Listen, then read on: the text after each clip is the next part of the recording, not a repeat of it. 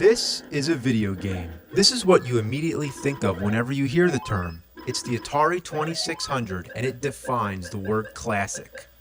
Even though the games are so simple and the graphics so primitive, it has a charm that will never be matched. The objects and characters just barely represent what they're supposed to be, but that's the whole beauty of it, that you have to use your imagination. The sound effects? Just awesome. And the lack of music just enhances the mood. It's that special kind of atmosphere when it's in the middle of the night and you're sitting in the glow of your TV with the sound of crickets. The Atari had the longest lifespan of any home video game system, and when people say Atari, they're usually referring to the 2600. But in between its existence, Atari made other systems which came and went, and one of these was the Atari 5200. It was meant to replace the 2600, although ironically, it failed and faded away while the 2600 lived on. Why don't many people remember this, and why did it die off so quick?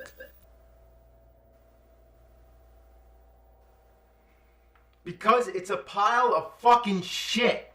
Why? Well, just look at it. Look at how huge this beast is. It's ginormous. And why is there a door on it? Is this a video game console or a fucking closet? Even the AC adapter weighs 1,000,000 tons. So, I'm gonna plug this son of a bitch in here. There we go. Get all this shit out of the way.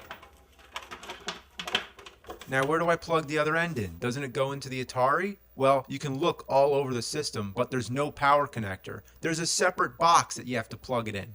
Now, seriously, have you ever seen one of these? Other than the Atari 5200, I haven't. So, you plug this bastard in, and then there's this one wire coming out of the system, so you plug that into the box. Whoa, did you see that? That can't be good. Look, sparks. No joke. So anyway, the AC adapter and TV actually share the same wire. So I don't know what they were thinking. I mean, maybe they were thinking it'd be more convenient to have less wires running across your floor, but they knew that they fucked up because later they re-released the Atari 5200 with the traditional 2 separate wires instead of just, this thing. But that one had 2 controller ports instead of 4, I think. Now, we want to hook this thing up to that TV, but it's not going to be easy. I mean, just look at all these games, and every one of them has their own AC adapter and RCA cables, or those weird box things, all going into the same TV. So, I don't know how we're going to do it, but we got to get back there and plug this sucker in.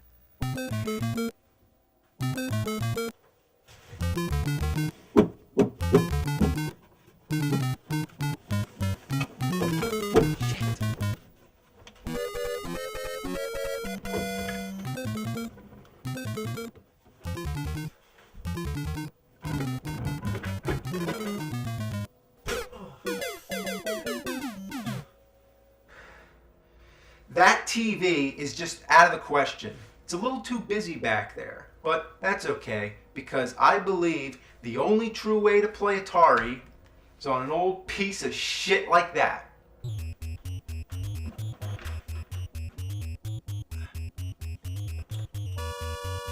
Damn.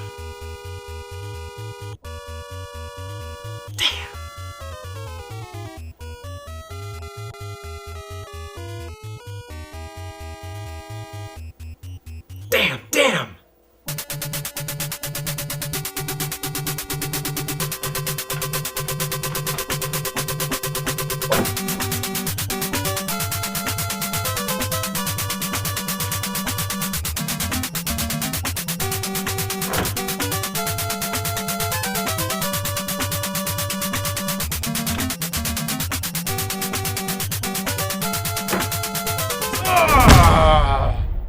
Fuck!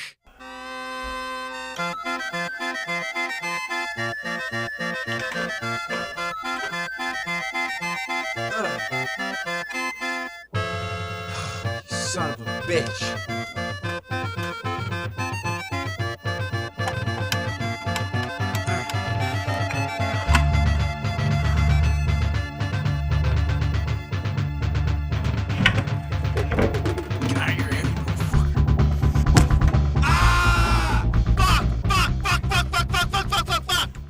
Now, after all that trouble I went through, let's play some damn games. Well, we haven't played the games yet, but I can definitely tell you the cartridges suck because they don't have end labels. I mean, come on! The Atari 2600 games were all conveniently labeled so you can easily pick out a game, but the 5200, you have to pull each one out to see them. I mean, what a bunch of shit. Alright, let's try this one out. So, okay, here we go. Now, listen, when you hit the power button, the box makes this weird clicking sound. I'm afraid this thing might blow up.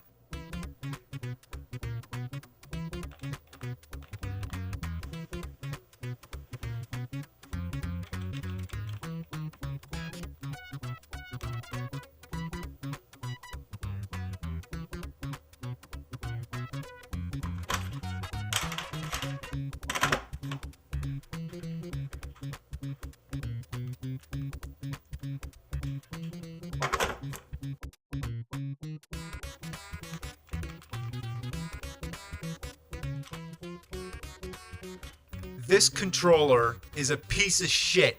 What's the most important aspect about any fucking game? Well, being able to fucking play it. And what do you need to fucking play it? A fucking controller. So what do you do when the controller doesn't work? You're fucked. This is the reason the system failed. This. In the name of God, heaven and hell, everything in between, every creature on earth, by the far reaches of the galaxy, by the inner rims of the universe, and every megaverse in the ultraverse, let it be known. Let the word be known. This controller is fucking horrible.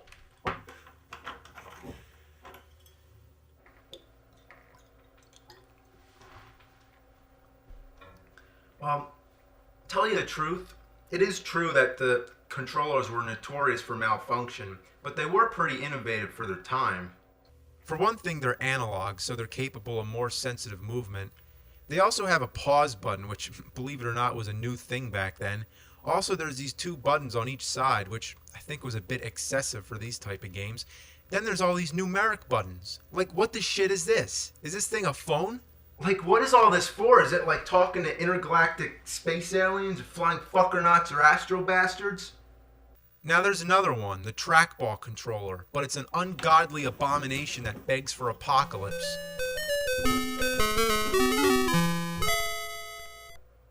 Look at it. It's like as big as a VCR or DVD player. It's big enough to be the game system, let alone the controller. Look, it's almost as big as the Nintendo. I mean, no, look, I think it's slightly bigger than the Nintendo. What a beast! But the ultimate question is, does it work? Well, does it?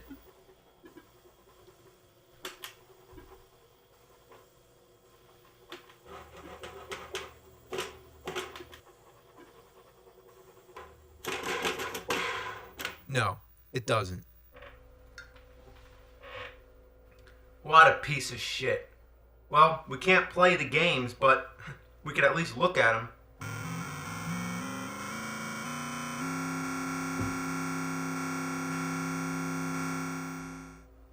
We don't have to stand for this shit. There exist alternatives. Did you know that you can plug a Sega Genesis controller into an Atari 2600 and it'll work? See, that's the interesting thing about Atari. You can find all kinds of different stuff that's compatible. As for the 5200, there exists third-party controllers made for the reason of replacing the shitty controller that the system came with. So, let's take a trip into the cyber world known as the internet and take a look. There we go.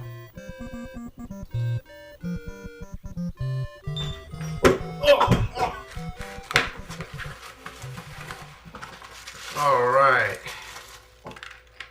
Okay, let's play this bitch.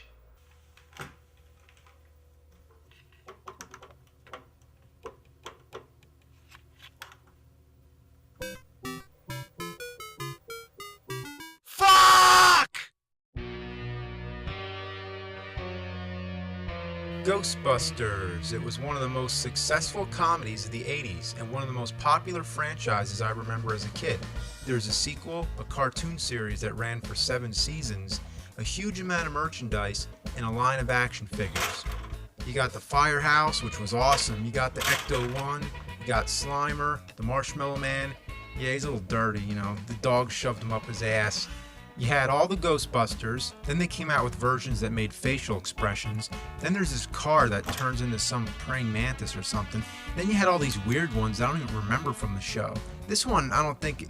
Well, that's not mine. Get that the fuck out of here. And every kid on the block needed a proton pack, and even though it's plastic, in our minds, it's an unlicensed nuclear accelerator. Then you got the Ghost Trap, which doesn't work anymore because it's a piece of shit. Then you got the PKE meter, which always reads .03 and always shows a ghost. So, I just wanted to take you back to the 80s, when Ghostbusters and Nintendo were the best things in the world. Now, the Nintendo Entertainment System, I believe, needs no introduction. So, when we heard that a Ghostbusters game for Nintendo was coming out, we were so excited, we shit our pants. Literally, shit came out our asses and we rocketed through the roof. It was two of our favorite things coming together. Should have been like bread and butter, but more like dead skunk and dog shit.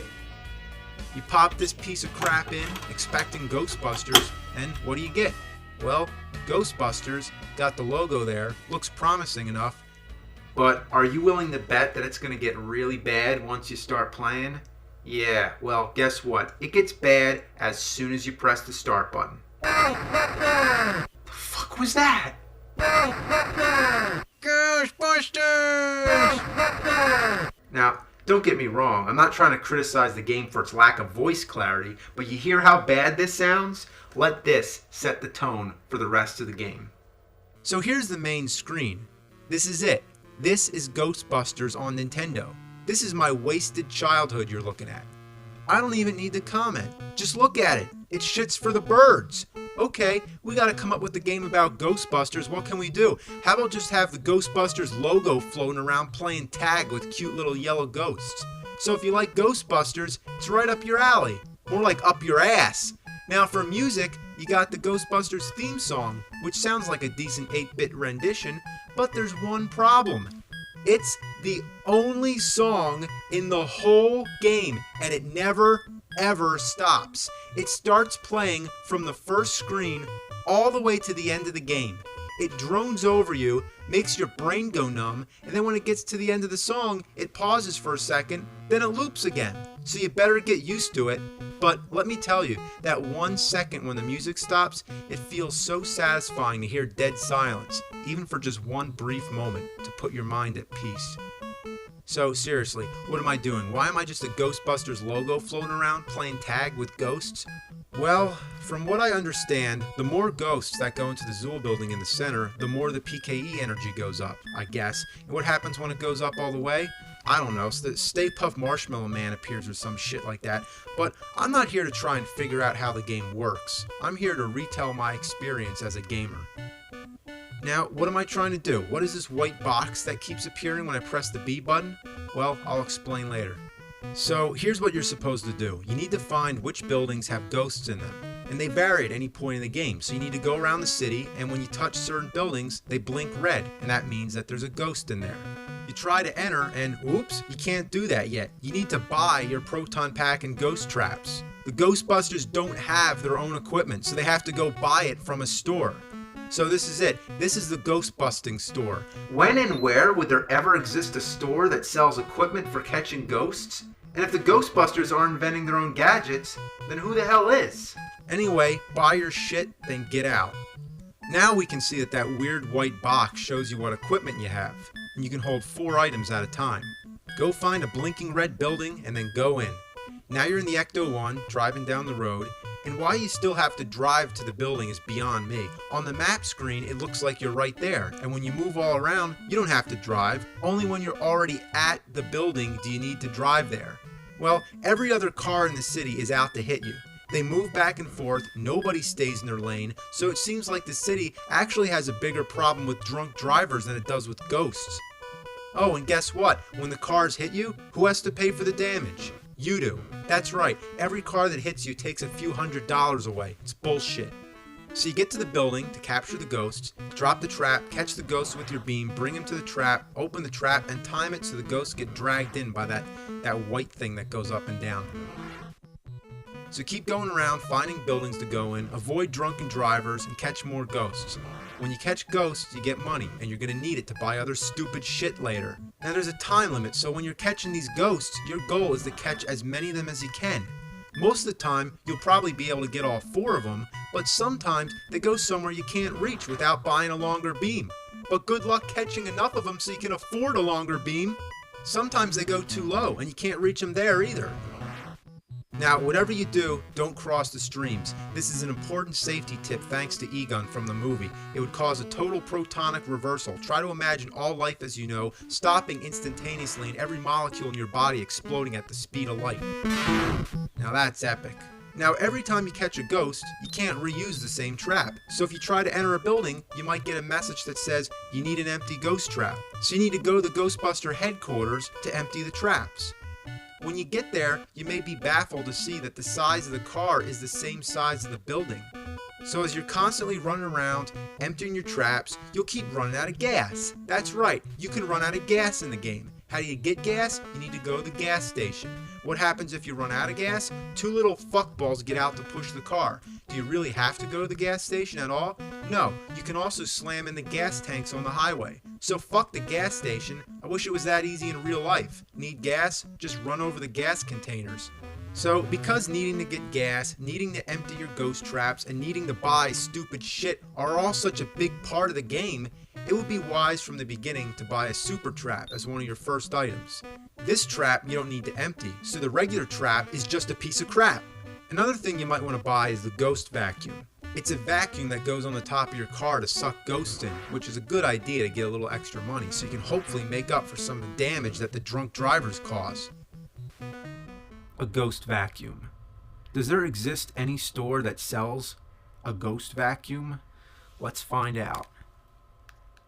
Hi, do you sell vacuums? Yeah. I'm looking for a special kind of vacuum. It's like shaped like a funnel, sort of. What kind of vacuum? It's like shaped like a funnel, like you put it on the roof of your car. You want a vacuum to clean your car? No, you put it on the top of your car, like while you're driving. You want a vacuum to clean? No, the entire these car? vacuums are for catching ghosts. Well, apparently these vacuums don't exist in real life, so if you want to suck up ghosts on the roof of your car, you're going to have to do it in this game. Really hate these driving stages. Naturally, you want to speed up to get them over with, but when you speed up, your car goes to the top of the screen and you can't see what's coming at you. Whether it be ghosts you're trying to catch, gas barrels, or drunk drivers. Fuck! Assholes! So you might be wondering, is this all you do in the game? Just go from building to building, catching ghosts and dodging cars? Well, yes, this is all you do. I am dead fucking serious. The main idea is to go into the Zool building, but you can't do that until the game says you can. How it decides that, I don't have a fucking clue. Maybe it has something to do with how many ghosts you catch or when the PKE energy gets to a certain number, which would probably mean just letting the ghost go in. So, I don't know. For whatever reason, you're not allowed to go into the Zool building right away. Maybe there's like an invisible barrier that takes like a fucking hour to go away. Also, why is it called the Zool building? If it's meant to be named after the main villain in the movie, it should be Gozer. Gozer had 2 minions, the Keymaster, also known as Vince Clortho, and the Gatekeeper, also known as Zool. So, why is the building in the game named after Zool? Who knows? So anyway, it takes forever to be allowed entry into this building, so in the meantime, you just keep catching ghosts. After doing this for so long, you start to wonder, who pays you to catch the ghosts anyway? And why are the ghosts so generic, innocent, and cute looking? They don't do anything to you, so why are you busting them? Because busting makes you feel good? Well, don't the ghosts have a right to death? Obviously, I'm thinking too deep about it, but that's what happens. That's what happens when you play such a boring-ass shitty game. Your mind gets delirious. I mean, right now, I feel like I'm going fucking crazy. So finally, you get a message that says, Enter Zool Building. But it's at the very bottom of the screen, so you need to be paying attention. Seriously, half the time I don't really notice it because I'm not looking down there. A little sound cue would have helped, you fuckers. Now you go into the building, and it's a breath of fresh air to see something different. But unlike the rest of the ghosts in the game, these ones harm you. In order to move through the stage, you have to keep tapping the A button as fast as you can. And why couldn't you just use the control pad? Now you move so slow, the ghosts are impossible to dodge, and constantly going up the stairs doesn't help either, since you're basically defenseless. You can't get away when you're on the stairs. Now when the ghosts touch you a few times, you fall, and when you fall 3 times, you're dead. Then the game's over, and if you want to try again, you gotta start all over from the beginning. Now, let me ask this. Why can't the Ghostbusters use their proton beams here? Well, let me answer my own question. That would mean making the game resemble a decent side-scroller shooter, and the problem there is that the game would actually be kind of good, and apparently that wasn't what they were going for. So, playing through the game a second time, just for another shot at that damn stairway, it would be wise to invest in some items to help you out. There's an anti-ghost suit that supposedly gives you maybe 2 extra hits from the ghosts. Then there's the ghost bait. What kind of food will ghosts eat? Then there's the sound generator, which I think slows the ghosts down, but forget about it, it's too fucking expensive. So anyway, now you know why a lot of these items are so important. You need every bit of help you can get. But you'll never have enough money to buy everything in this game, especially when you keep getting hit by the drunks and fuck, I'm out of gas. It really sucks that you need to keep refueling your car. It sucks even harder that the gas costs money too. More money than it does in real life. So you need to keep catching ghosts for money, you spend the money on the gas that you need to catch more ghosts, and it just keeps on going. It's an endless cycle. Eventually you see the Enter Zool building message again, but sometimes you're not fucking ready because there's equipment that you still need to buy in order to get up the stairs. The offer to enter is only good for a short period of time. So by the time you catch enough ghosts, make enough money, and buy the gear you want, it's too late to enter the building. The only way to get that offer again is to go catch more ghosts and wait another hour or however long it takes. The only sure way to be able to go in the first time is to trade your traps, the ghost vacuum, and whatever other equipment you don't need for the stairway stage. You can only hold 4 items at a time anyway, so you absolutely need to trade something in. But by the time you get the message, drive to the store, trade your shit in, buy the stuff you need, and come back to the Zool building, you're too fucking late. So what do you gotta do now? Catch more fucking ghosts. So go back to the fucking store again, trade your regular stuff back, and fuck! I hate this fucking game. What were they thinking? Well, let's try to get through this stairway and hopefully see the end of the game. I think one of the problems is that my thumb gets tired pressing the button. So the hell with this controller. We're going turbo. Alright, drop the damn food. Get the fucking food. Get out of my way. Out of my way, bitches. The ghost bait doesn't do shit. Even if you outrun the ghosts, they never leave the screen. Once you start climbing the stairs, they scroll up with you, and as soon as the ghost bait's off screen, the ghosts start chasing you again. So what's the point of dropping the ghost bait if you're not allowed to go up the stairs to get away? What am I just gonna do? Just drop the bait and stand there? Why would I do that? Oh my god, now they're right in the way. How am I gonna get up there? Oh, come on, come on. Oh, I think I can just barely do it. There we go. Oh boy, right in between 2 of them. How you like that? Oh man. Oh my god. Oh, fuck. Oh please, Game Genie, grant me 3 wishes.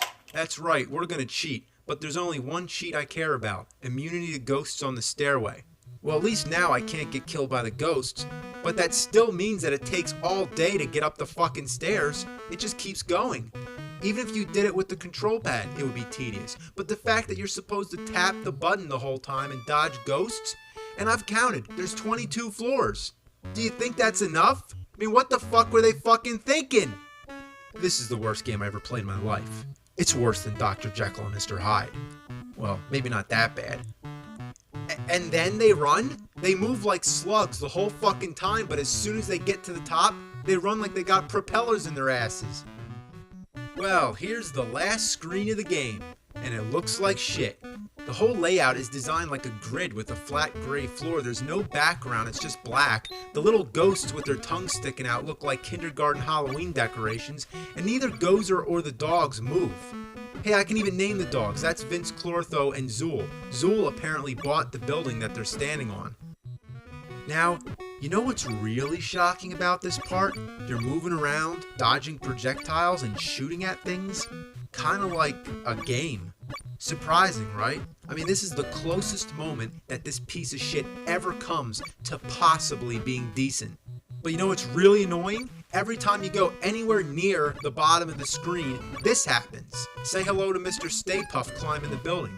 I don't know what the point is, but every time when you accidentally go down there, Stay Puft's higher up the building. I can guess that when he reaches the top, that can't be good. So let's show this prehistoric bitch how we do things downtown. Oh, I'm gonna get you. Or you're gonna get it. Come on, here we go. Oh, there you go. Yeah. Alright, come on, take it, you fucking bitch. This chick is toast! What the fuck?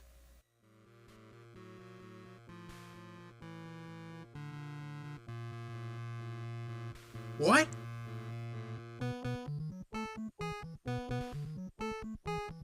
What?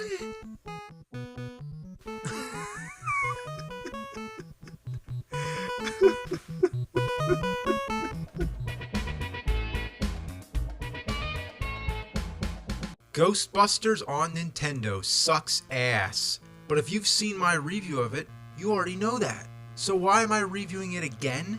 Because it's such an inhumane pile of shit that it deserves it.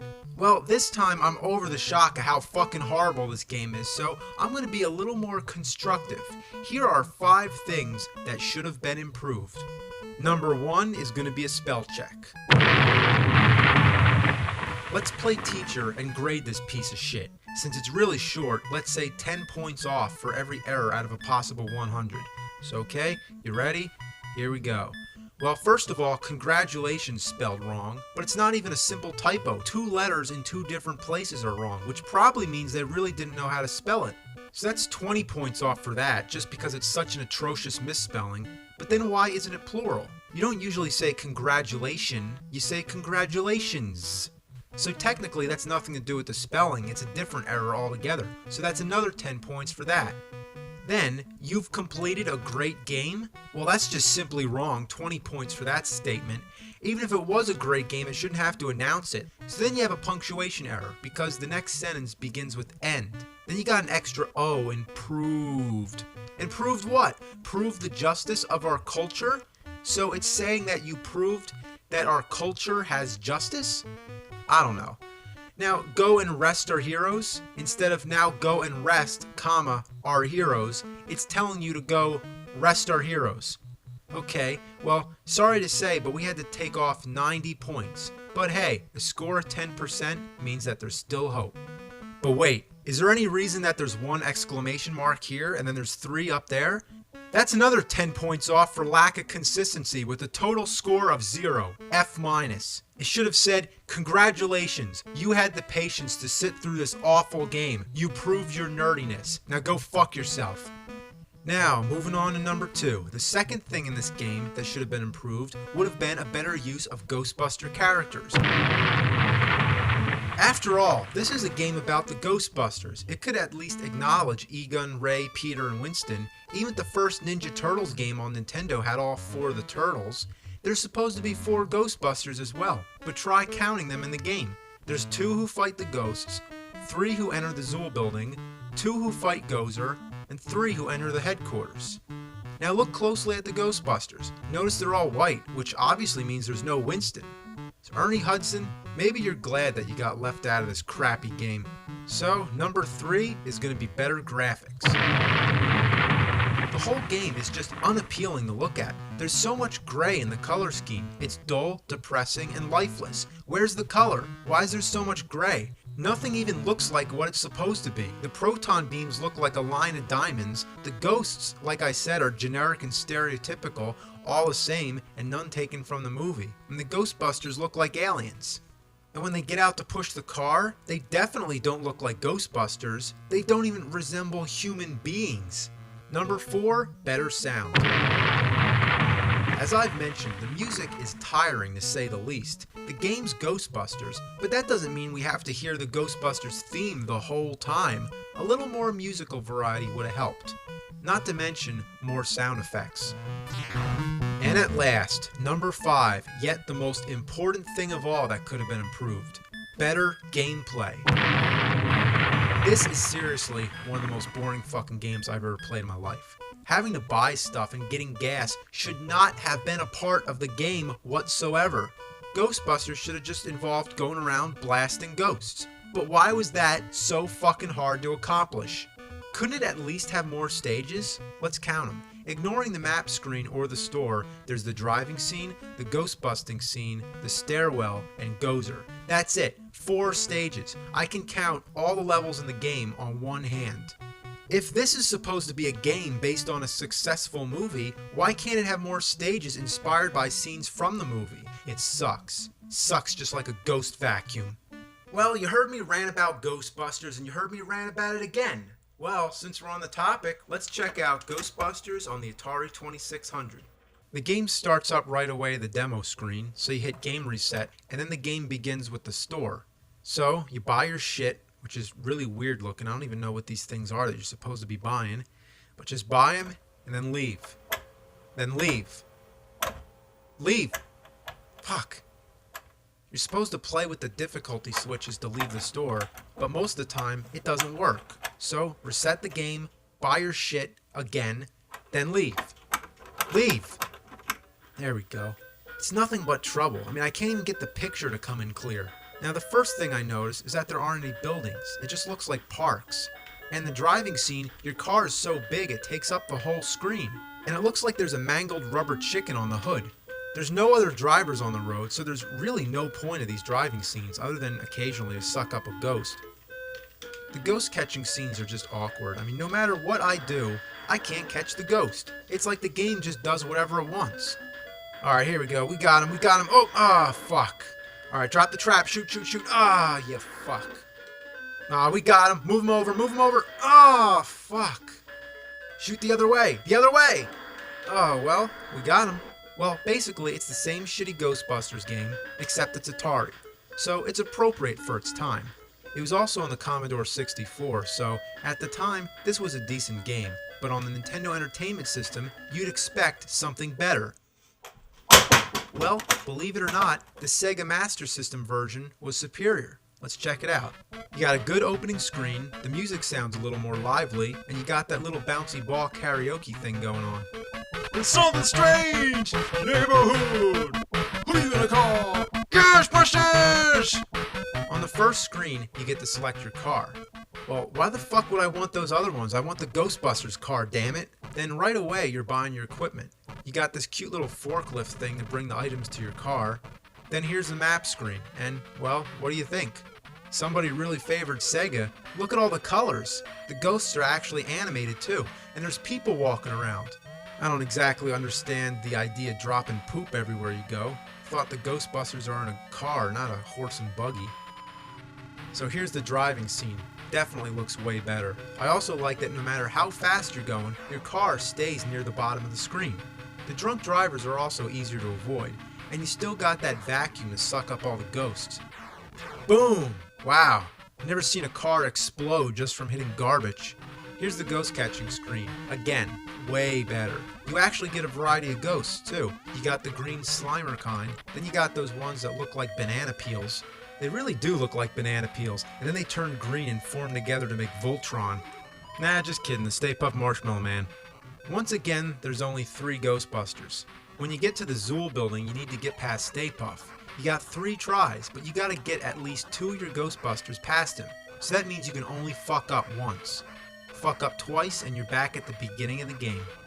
It's so fucking tedious. At least the game looks nicer than the Nintendo version, but the gameplay isn't much better. Most of the time, you're just waiting for buildings to blink red, which sometimes just never happens. Come on. Do you want me to catch ghosts or not? Why am I even playing if there's nothing to do? Oh, there we go. Finally, when you get past Stay Puft, you get to the dreaded stairway scene. And what a huge improvement over the Nintendo version. The layout's a little less bland, you can move in 3 dimensions, and best of all, you can use your proton packs to fight the ghosts. Now, these proton beams are useless. You can only shoot up.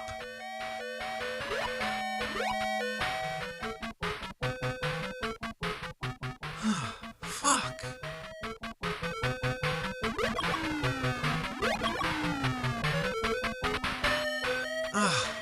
God damn.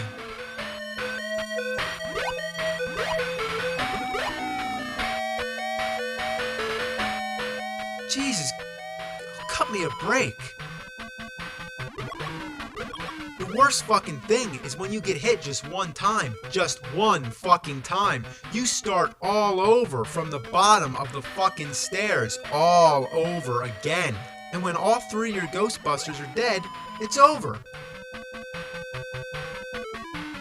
Sorry, but your mission has failed. The Keymaster and the Gatekeeper entered the Zool, so it's not the Zool building anymore, it's just the Zool, and caused Gorza, you mean Gozer? They should actually see the fucking movie before they make the damn game. The enemy boss to awaken and destroy the city. You cannot even set foot inside the Zool because you were unable to earn enough money to gain admittance. Oh, so it's like a museum or something? You just need to pay to get in? So all I need is enough money and I can go up a bunch of stairs to fight a Sumerian shape-shifting god. Thus, the city was completely demolished by Gorza. The game is over. Try again from the start. Oh, really? I thought I could try again from the middle. Well, Ghostbusters on Commodore and Atari, it was a nice little original game for the time. The NES version was a lame disappointment, and the Sega version improved it a little. Tune in next time, and we're going to fast forward to 1989 to 1990, and we're going to look at one more Ghostbusters game on Nintendo and one on Sega Genesis.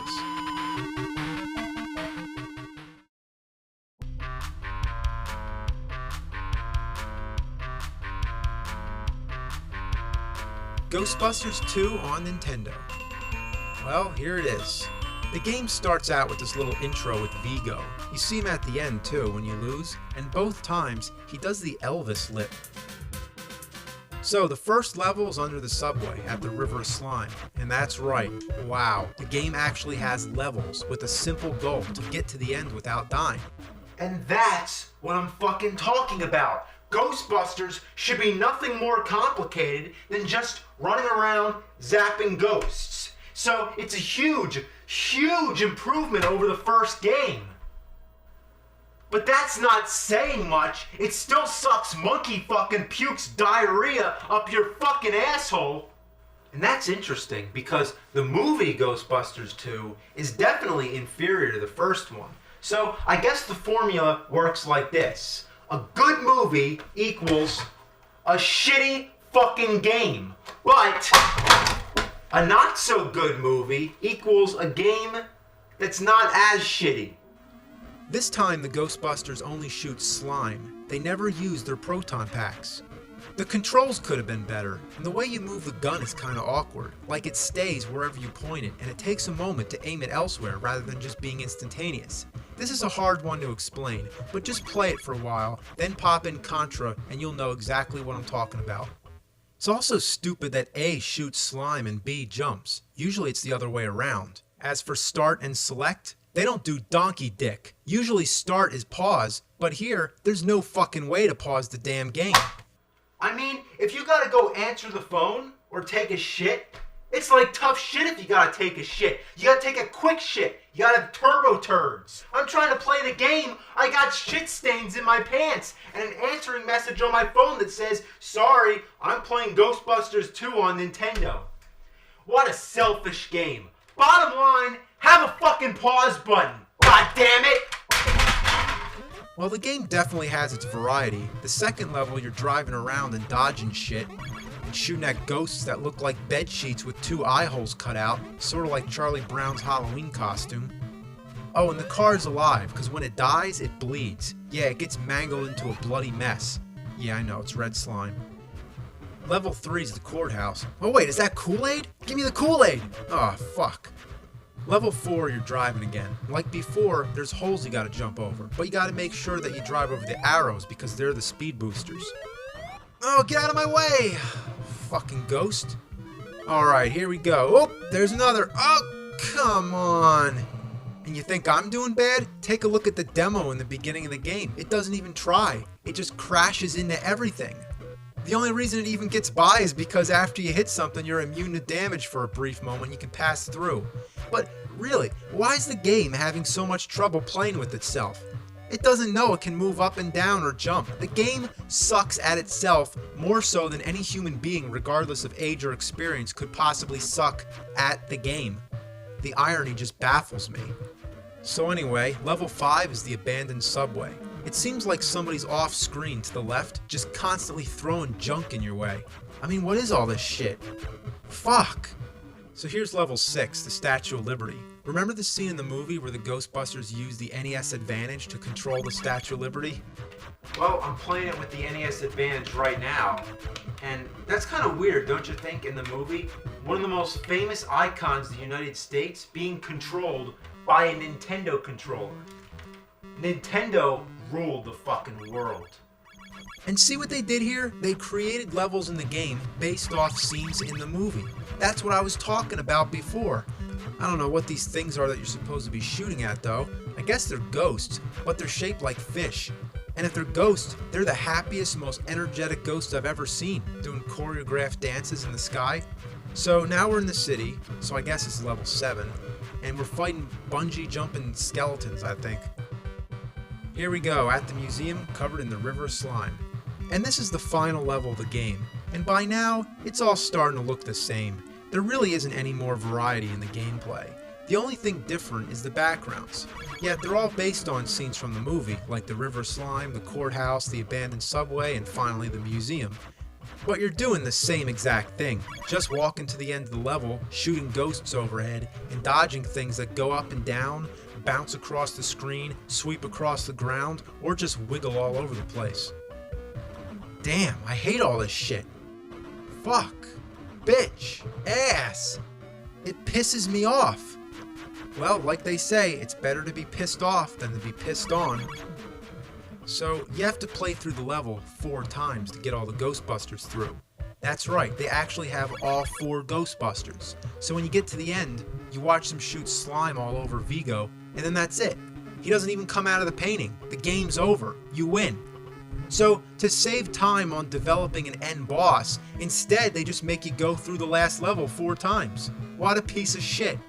Hey, come here. It's dog shit. That's what it reminds me of. This game reminds me of dog shit.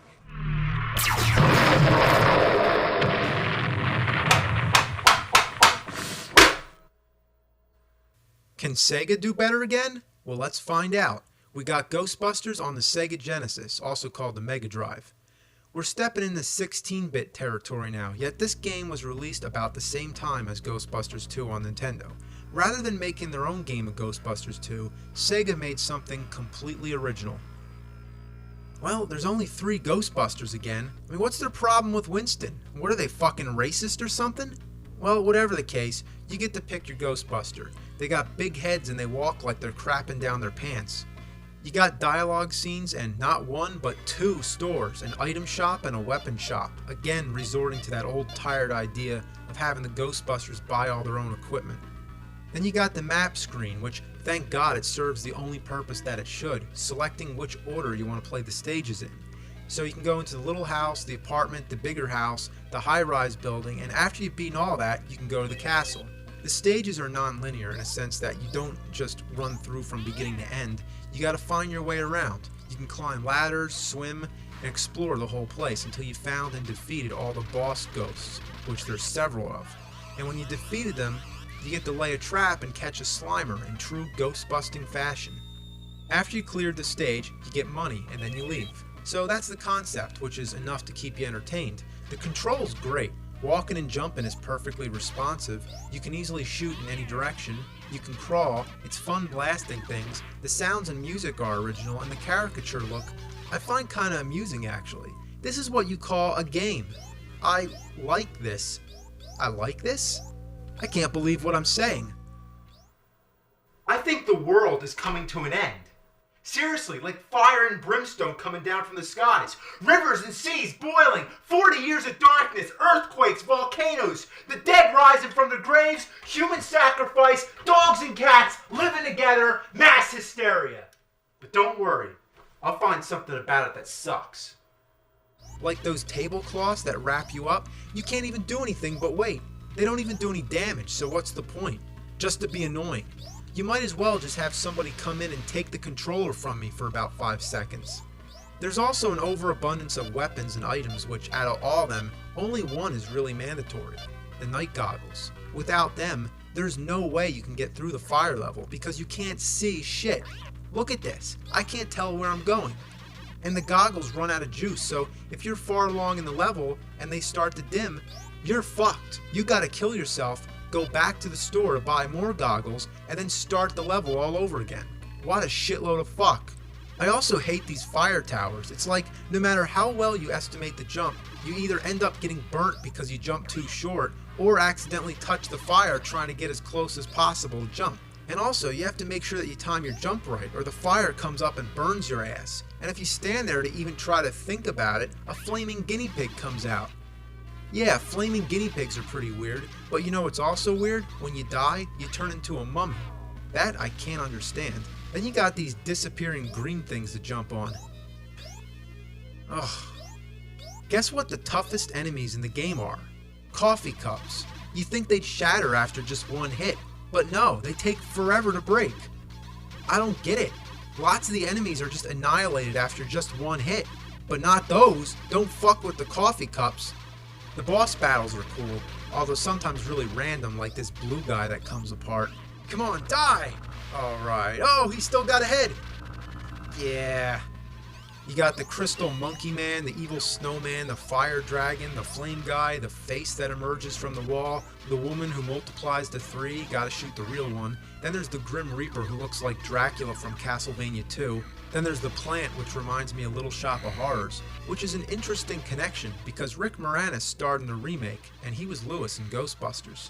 Then you got Stay Puft, who relentlessly attacks you during the stage, but then at the end, you finally get to punish him for all the shit he put you through. Die! Die! Get him! Get him! Get him! Get him! Get him! Get him! Yeah! He's dead as shit. In a sea of terrible Ghostbusters games, this one stands out, and it's still fun to play. If you could somehow get your hands on it, I'd check it out. So this concludes my 3-part review of all the Ghostbusters games that I can get my hands on. Is it kind of ironic that I end on one that's actually kind of decent? I don't know.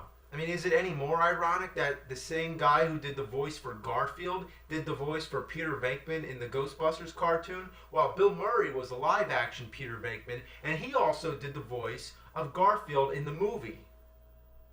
And one more thing. Ghostbusters 3. Is it really going to happen? Should it happen? Well, if they made the Santa Claus 3, Free Willy 3, Home Alone 3, Psycho 3, The Never-Ending Story 3, Problem Child 3, and about 10,000 Scary Movie and American Pie sequels, all the crap that gets shat out of Hollywood's big fat fucking ass, I don't see why Ghostbusters 3 shouldn't get made. I grew up with those movies. I would love to see those guys put on the proton packs one more time. Even if the whole movie's just the Ghostbusters sitting around taking a shit, I'd go see it. Now, excuse me, I gotta take out the garbage.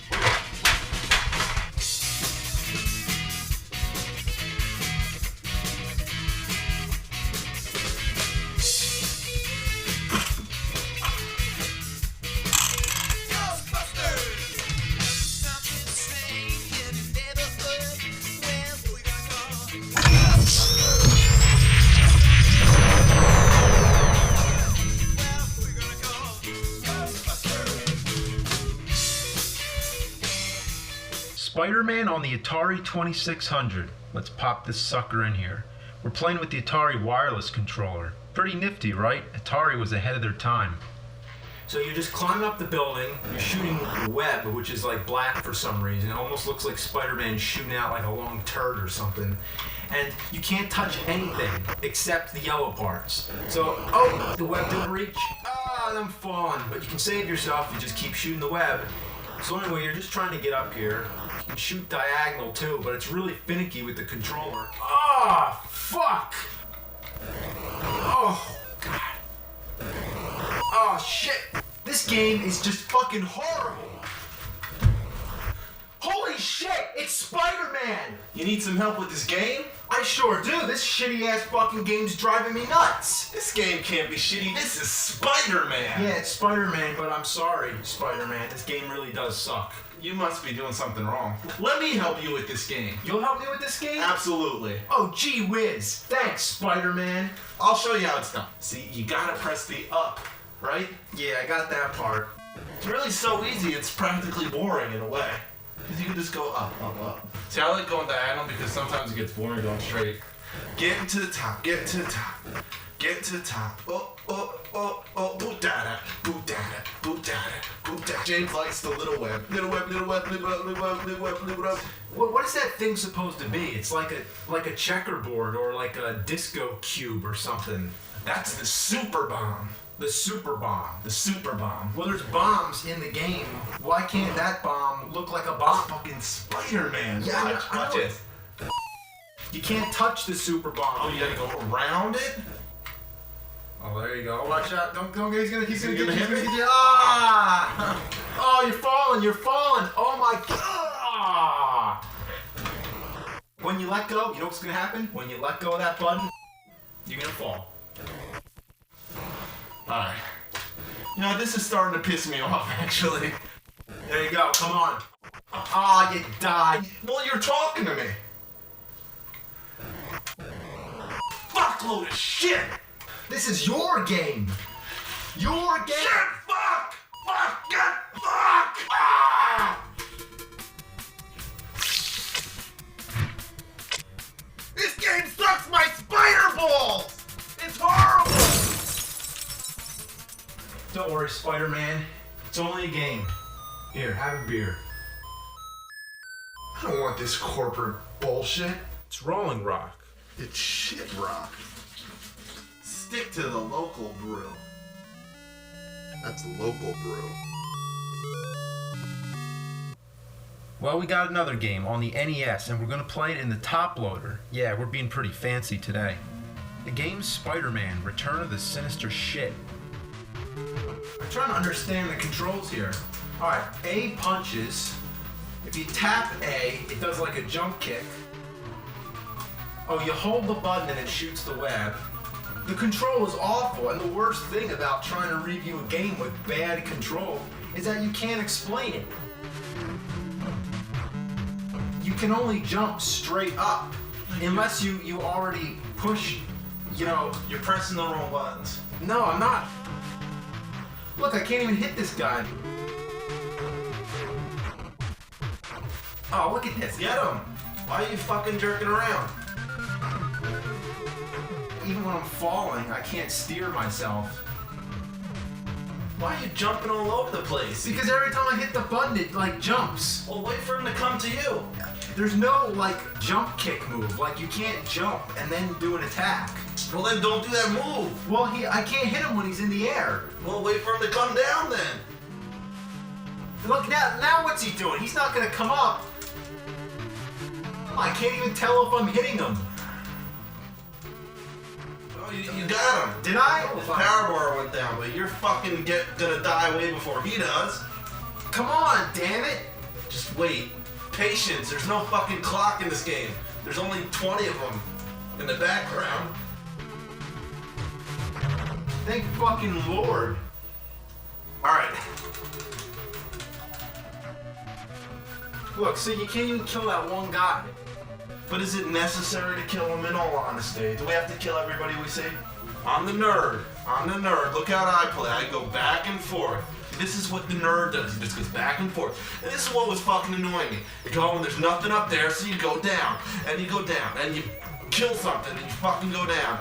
You go down and you can't go that way. So you go up. Alright, god damn it. Nothing over here. What the fuck's the point of this? Alright, you know what? This game is a piece of shit. I don't know what the fuck I'm doing. I don't know where the fuck I'm going. I can't get up here. Do it, damn it. Jump, jump, jump, jump, jump, jump, jump. It's a piece of shit! It's a bunch of fucking crap.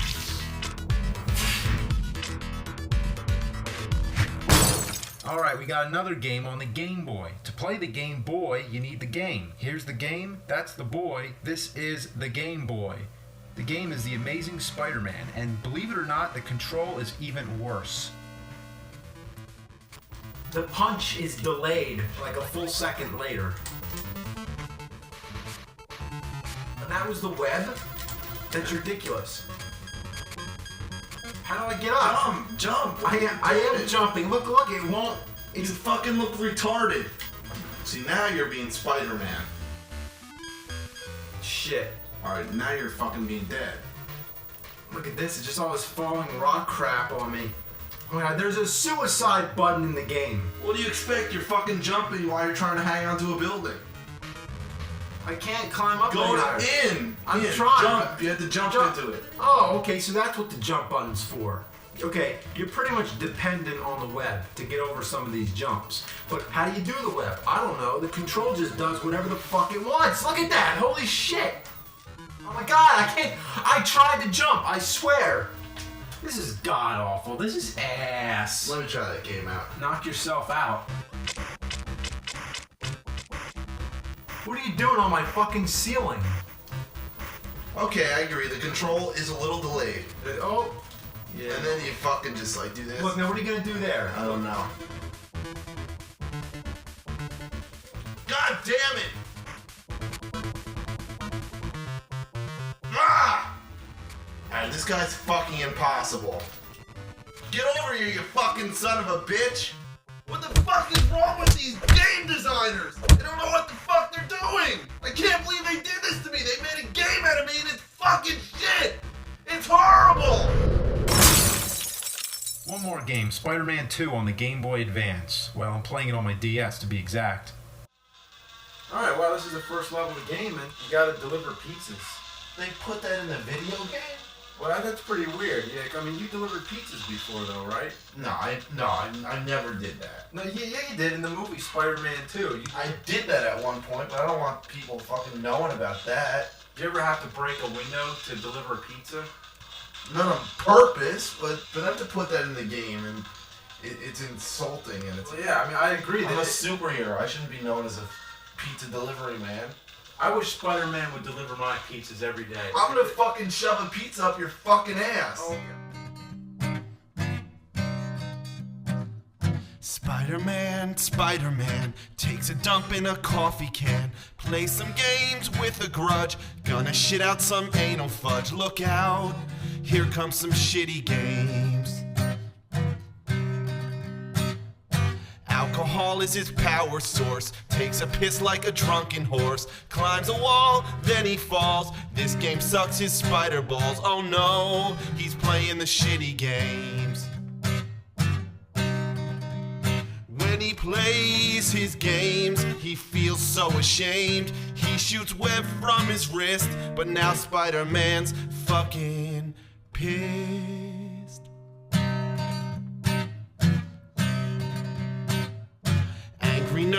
Angry nerd, rather suck on a frozen turd or eat some crap from a moose. Gonna chug down some poopy juice. These games are such a great big fuck up. They make you wanna throw up all over Spider-Man.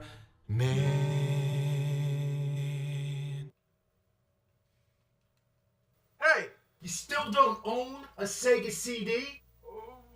What are you waiting for? Nintendo to make one?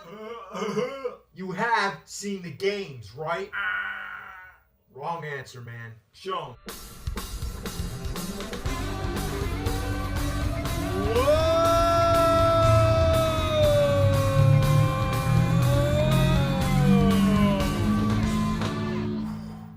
Wow, it's like you get to play the games on a CD. Check out the graphics. Full motion video, opposed to video that isn't full motion. 64 simultaneous colors, 12.5 megahertz processor. Holy shit, this thing is total fucking garbage. How would you like it if I conduct the rest of the video like this?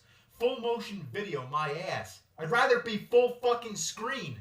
So this is the Sega CD. It's a load of ass. You just pop it in the side of the Genesis like some deformed Siamese twin or something. You ever see Basket Case? Oh, whatever. So you put the fucking game in, and oh, guess what? It runs off of its own power adapter. Yeah, that's two. One for the Genesis and one for the Sega CD. If it can't run off the same power, why couldn't it just be its own independent system? Instead, it's like a fucking parasite or something. Then there's this problem, the load time. Load of shit. You can go dump your ass in the time it takes. So if you're gonna play the Sega CD, grab a beer and be patient. So this is what a typical Sega CD game looks like. This one's called Ground Zero Texas. Four-particle beam disruptors with limited Great energy game, huh? capacitors. It's not even like playing a game. It's like watching a movie. A bad movie. So every once in a while you get to shoot people behind haystacks. All you do is just drag your crosshairs across the screen and try to kill things. Let's see some firepower. I am personally gonna call headquarters and find out what hole they dug you out A of. hole in your ass. Now we got Slam City. You want some of this? You got it. Okay, I really don't know what I'm doing. Crush him like a walnut and spring him up with some. Oh, guess it on a boy. What are they saying? 8% on ankle weights. Okay, now we got Double Switch. Hey. Hey, Hi. hi. My name is Eddie. Hi, I Eddie. need your help. This is my building. And since the neighborhood really sucks, Like, this game sucks. So you're just switching different rooms and just, I don't know. What the fuck am I watching? God, shut up! This is Night Trap. This here is the cult classic of the Sega CD. The premise is that you're watching all these security cameras in this house, and you have to trap these weirdos in black. Why the hell are they wobbling all around? Could they possibly overact anymore? And the traps are ridiculous. And everything that's occurring in this house happens in real time, so you're constantly switching around trying to find these guys. Fuck, just missed them. See, that's what happens. The only way to get good at this game is to play it over and over and over. That's the only way to know where these guys are gonna be. Yeah, get the tennis racket. Strangely, this is the most amusing part of the game. So is this all you do? Just click around and try to catch these guys? Yes. Alright, this is what I'm talking about. I sometimes forget I'm playing a game. I think I'm watching a shitty horror movie. You got a scary guy in the shower. It's classic. Oh, she's in trouble. Uh-oh. You know what? I'm supposed to save her, but that spoils the fun. I don't believe what I just saw. I know, this game sucks. Now we got Corpse Killer. Unfortunately, I can't even show you much about this game because it keeps freezing. I actually had a lot to say about this one, but right now, it's not fucking working. Corpse Killer, consider yourself lucky. Time Gal. Okay, this one is really, really weird. All you have to do is hit the control pad in the right direction at the right moment, and if you're not fast enough, you die. Her voice is just annoying. You can't catch me! You can't catch me! This one, there's not much to say. It's just shoot, shoot, shoot, reload, and shoot some more. There's some minor things that annoy me. Look in the background. This is the longest block in the world, and there's a lot of national rubber stamp companies. How do they fit so many people in the car? Then there's this big ass van, but now this time, there's only one guy in there. There's not even a driver. Willie Beamish. Okay, in this game, you're a kid in detention. First, it's just like watching a cartoon for 5 minutes. Then an arrow appears and you're like, oh my god, I get to do something? So you just point and click at things. Man, I'm so bored I can't stand it! I know, I'm fucking bored. The teacher talks to you, you come up with answers. Should I say, oh, that was my frog, Horny? The frog's name is Horny? Road Avenger.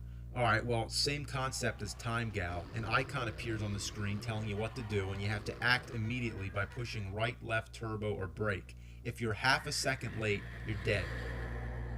Well, this one can't be bad, right? Remember the Genesis game, running around trying to get away from dinosaurs? Well, this is nothing like that. It's just one of those point-and-click games. I don't know where I'm supposed to go, and I get so bored with it I shut it off before I even get to a single dinosaur. I want some dinosaurs, damn it. Prize Fighter. Reminds me of Raging Bull. I wait like 8 minutes for the fight to start up, then what happens? I just get clobbered. I don't even know how to play this. I just tap buttons. But all I do is just swat past the guy. How do I hit him? Do I really care anyway? Nope. Now we got Soul Feast. More like Soul Feces. Well, holy shit, I gotta be honest. It reminds me of R-Type or Light Force. And that's pretty cool. So all I gotta say is, this one's not bad. The Terminator. This one's okay too. I mean, there were some flaws. For example, the enemies are too strong, which is fine, but it's annoying when every single thing you try to blow up takes so much gunfire. Even when you're in the present time, there's no bad guys that die with one shot. And I understand when you're shooting the Terminators, they're made of metal, but these are human beings. Another thing really annoying is how difficult it can be to shoot things sometimes. I can't stand still when I'm on the stairs. You can't aim your gun without moving all around. One thing I have to say, the music's awesome. Overall, this game's okay. There's also a lot of games which are just hard to comment on, like Sherlock Holmes. It's like one of those early CD-ROM games on the PCs. There's really no gameplay whatsoever. You're just clicking around on things and collecting clues. Kind of reminds me of Carmen Sandiego, but not as memorable. There's also a Dracula game, which is the same sort of thing. You just click on things and watch little movies here and there. Speaking of Dracula, there's another one, Bram Stoker's Dracula, but this one is actually like a game. You're just going around beating the shit out of animals. Yeah, punch them, damn bats. Yeah, fucking bitches. Kick them in the face. Fucking rats. So this game's pretty funny, but the control just sucks. Especially this part where you're trying to jump these rocks. Damn. Oh, that was ridiculous. I landed right on that. Then there's all these movie scenes taken right from the movie Bram Stoker's Dracula. If I wanted to watch the movie, I'd watch the damn movie. Now we got Wonder Dog. First you get this long cartoon. Some overly happy kid is walking with his dog, everything's fine. Then some guy shows up, takes the kid away, and then the dog goes inside and he's a giant metal dick with balls, and he conveniently finds a costume and becomes Wonder Dog. Now we actually get into the game, and you're just shooting stars at rabbits. Yeah, kill those fucking rabbits. Can't get up there. Get up there. Damn it. Maybe someday I'll review some of these games in greater detail, but for most of them, there's really not much to say. Like this one, for example, Sewer Shark. For this game, all I have is a 2-word review. Shit Shark. The only real memorable game off the top of my head is Sonic CD, which is debatably the best Sonic game ever made. And it's definitely one of the most confusing ones too. God. Oh shit. I'm gonna be sick. Alright. The Sega CD, it was one of the first CD-based game systems of the time, so it was kind of fascinating when it came out. The problem was, it was too expensive, the technology was just too young, it just wasn't there yet, and I don't know one person who had a Sega CD. And why is that? Because it fucking sucks! Because it fucking sucks! Think about it. In order to own a Sega CD, first you have to own the Genesis. And if that's not enough, Sega made another Genesis attachment, the 32X. Yes, this ugly mushroom-shaped piece of shit was the last effort from Sega to keep the Genesis alive to compete with its nemesis. Tune in next time, and I'll tell you all about it.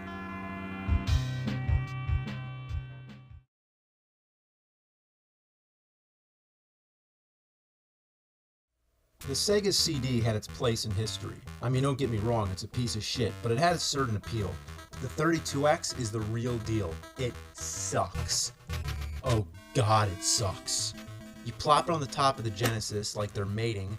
God, I mean, do you think that's enough add-ons? It doesn't even look aesthetically presentable. I mean, it's just like an ugly tumor. I mean, did they really need all this bullshit leeching on the Genesis? That poor Genesis is just thinking, oh please God, take this shit off me. It's like getting gang raped. Both of its slots are getting fucked at the same time. And picture this, if it was a Model 1 Genesis, it would have been even more of a spectacular mess. And there's metal prongs you have to insert into its slot. I mean, there's something wrong here. This whole thing is just a mountain of cockadookie. So what does the 32X do? Well, it's compatible with all your 16-bit Genesis games, but it also has its own library of 32-bit games. Oh, you gotta love this. No end labels on the cartridges. May I ask why? Here's the Genesis games. You can read them. You can see what they are. If I'm trying to pick out a game, I can just visually scan my eyeballs across them without having to do this. Oh, what's this? Oh, Virtua Fighter? What's this? Oh, Star Wars? What's this? Primal Rage? The same thing as Atari. Labeled, not labeled. Labeled, not labeled. Labeled, labeled, and not labeled. Even Nintendo's guilty of the same thing. If you labeled the older games, why can't you do the same to the newer ones? Who came along and said, okay, we're gonna have better graphics, better games, and oh, those end labels gotta go? When did this idea of simple convenience become obsolete? Now about the 32X, hooking up this bastard is just insane. Believe it or not, like the Sega CD, it has its own fucking power adapter. That's great. I mean, now you got 3. And trying to hook them all up at the same time is a friggin' nightmare. Let's look at the most minimum amount of effort it could possibly take. So I'm plugging it into the TV. I mean, now I obviously can't plug in all 3 of these things. So here's the most basic power strip you can get. Every big store sells these things. These are common. So I plug in my fucking power strip or whatever. Here goes the Genesis, the Sega CD, and bullshit. What a load of fucking bullshit. How did they fuck this up so bad? I can't even turn it the other way because it doesn't fit. Why can I only plug in 2 power adapters? Why can't these go sideways? Or better yet, why the hell do they have these box things? Why can't it just be like this? Even the Atari 5200 with its huge ass box, it still ends with a normal plug. You know, that really pisses me off. I even have a camera, which I just bought this year, and it has a box like that.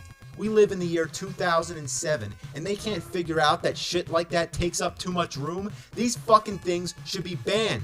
Have these, not these. So anyway, let's fire this monster up and play some Primal Rage. Great title screen, huh? There isn't even any title at all. What is this? Wait a minute.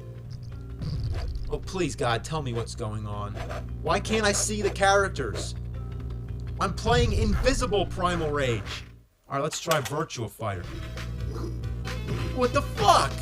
Guess what? We left something out. There's another cable which connects the Genesis to the 32X. Isn't it enough that the damn thing is inserted onto the top of the Genesis? Why does it need another connector? Look at this. It's a fucking mess. And what a perfect visual analogy. Sega invented the 32X to increase the lifespan of the Genesis. And that's exactly what the friggin' thing looks like. It's on life support. So there's Primal Rage, which to my recollection looks nowhere near as good as the arcade. In fact, I'm not even sure how much better it looks in the Genesis version. You got all the moves, the farting, the puking, the pissing, which I can't do, so if you want to try that out, be my guest. I mean, that's what I hate about this game, the moves. They're so awkward, especially the fatality moves. I mean, just forget about it. It's always something like hold these 3 buttons and then tap some weird combination on the control pad.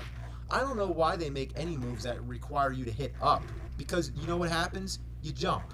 I'm sorry, but when I have to download a move list and remember all kinds of combinations of buttons, that just ruins the game for me. Then you got Doom, which is one of my all-time favorites, but the music sounds like shit. Compare it to the Super Nintendo version.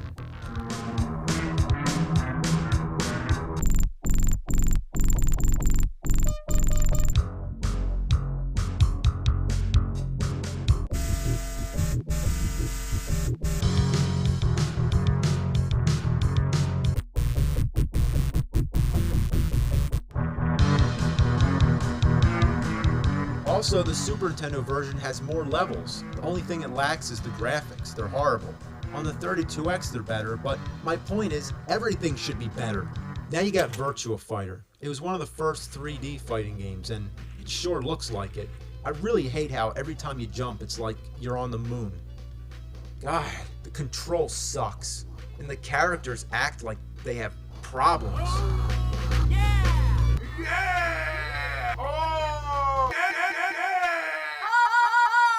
Now we got Star Wars. Yeah, it's an arcade classic, but I don't know about this one. The graphics are balls. Everything looks like a polygon, and it's putting me to sleep. Like my Sega CD video, keep in mind, I'm limited to how many games I can review. I'm aware that I'm leaving out popular ones such as Snatcher on the Sega CD and Knuckles Chaotix on the 32X. But remember, if I don't have the game, I can't review it. It doesn't matter anyway because I wanted to focus on the console itself. The bottom line, the 32X sucked, and it was one of the biggest failures of all time.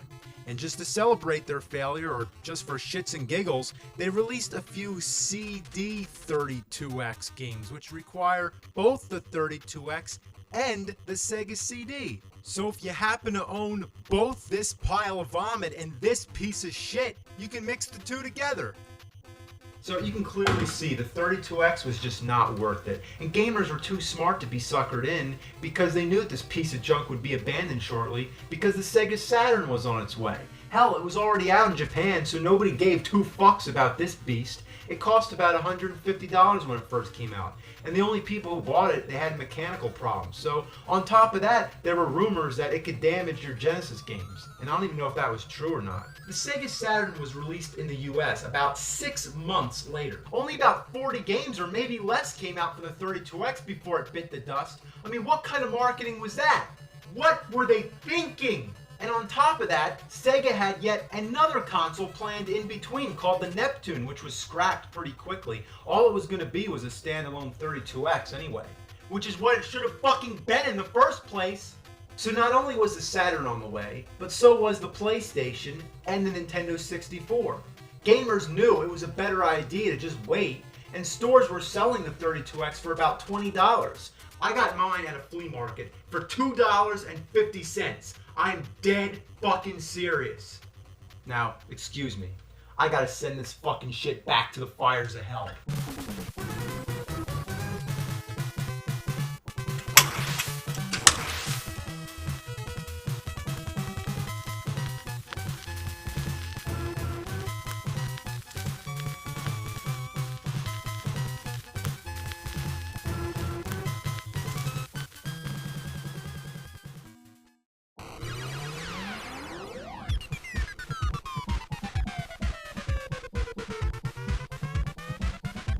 Alright, this is Silver Surfer. Silver shit. He looks so stupid. I mean, what the hell's wrong with him? He's just like... Alright, so you get this stage select thing, kind of like in Mega Man, which is good for the sake of this review, so I don't really have to beat anything to show you all the stages in the game. So it's just like one of those fly and shoot games, kind of like Defender or Light Force, you know. Nothing too special, but not bad actually. Your weapon's kind of lame, but there's power-ups which let you shoot double. The fuck? I can't touch the walls? That's right, you can't touch anything in this game, so don't fuck around. Anyway, what was I saying about the weapons? Oh yeah, there's not much else I think you can get. I mean, you can shoot backwards, like if somebody's coming behind you, and that's always a real shit sucker, because you want to concentrate on what's ahead. It's kind of clumsy to switch back, because you press the B button to change direction, but use A to shoot. Ah, fuck! I guess that wasn't a good time to demonstrate. So there you go, shooting the rubber ducky, which doesn't die. Oh, fuck! If you play this game, one thing I can guarantee is that your thumb is going to get pretty damn sore from tapping that button. There's not one instant when you can take a break. You're constantly firing away, even when there's nothing in sight, because you don't know what's coming up.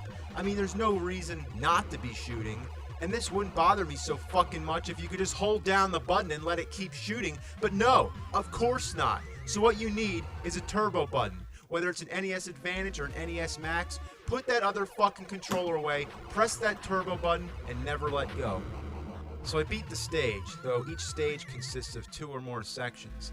Now we're in the second section, and we got an overhead view, which is equally as difficult as any of the rest.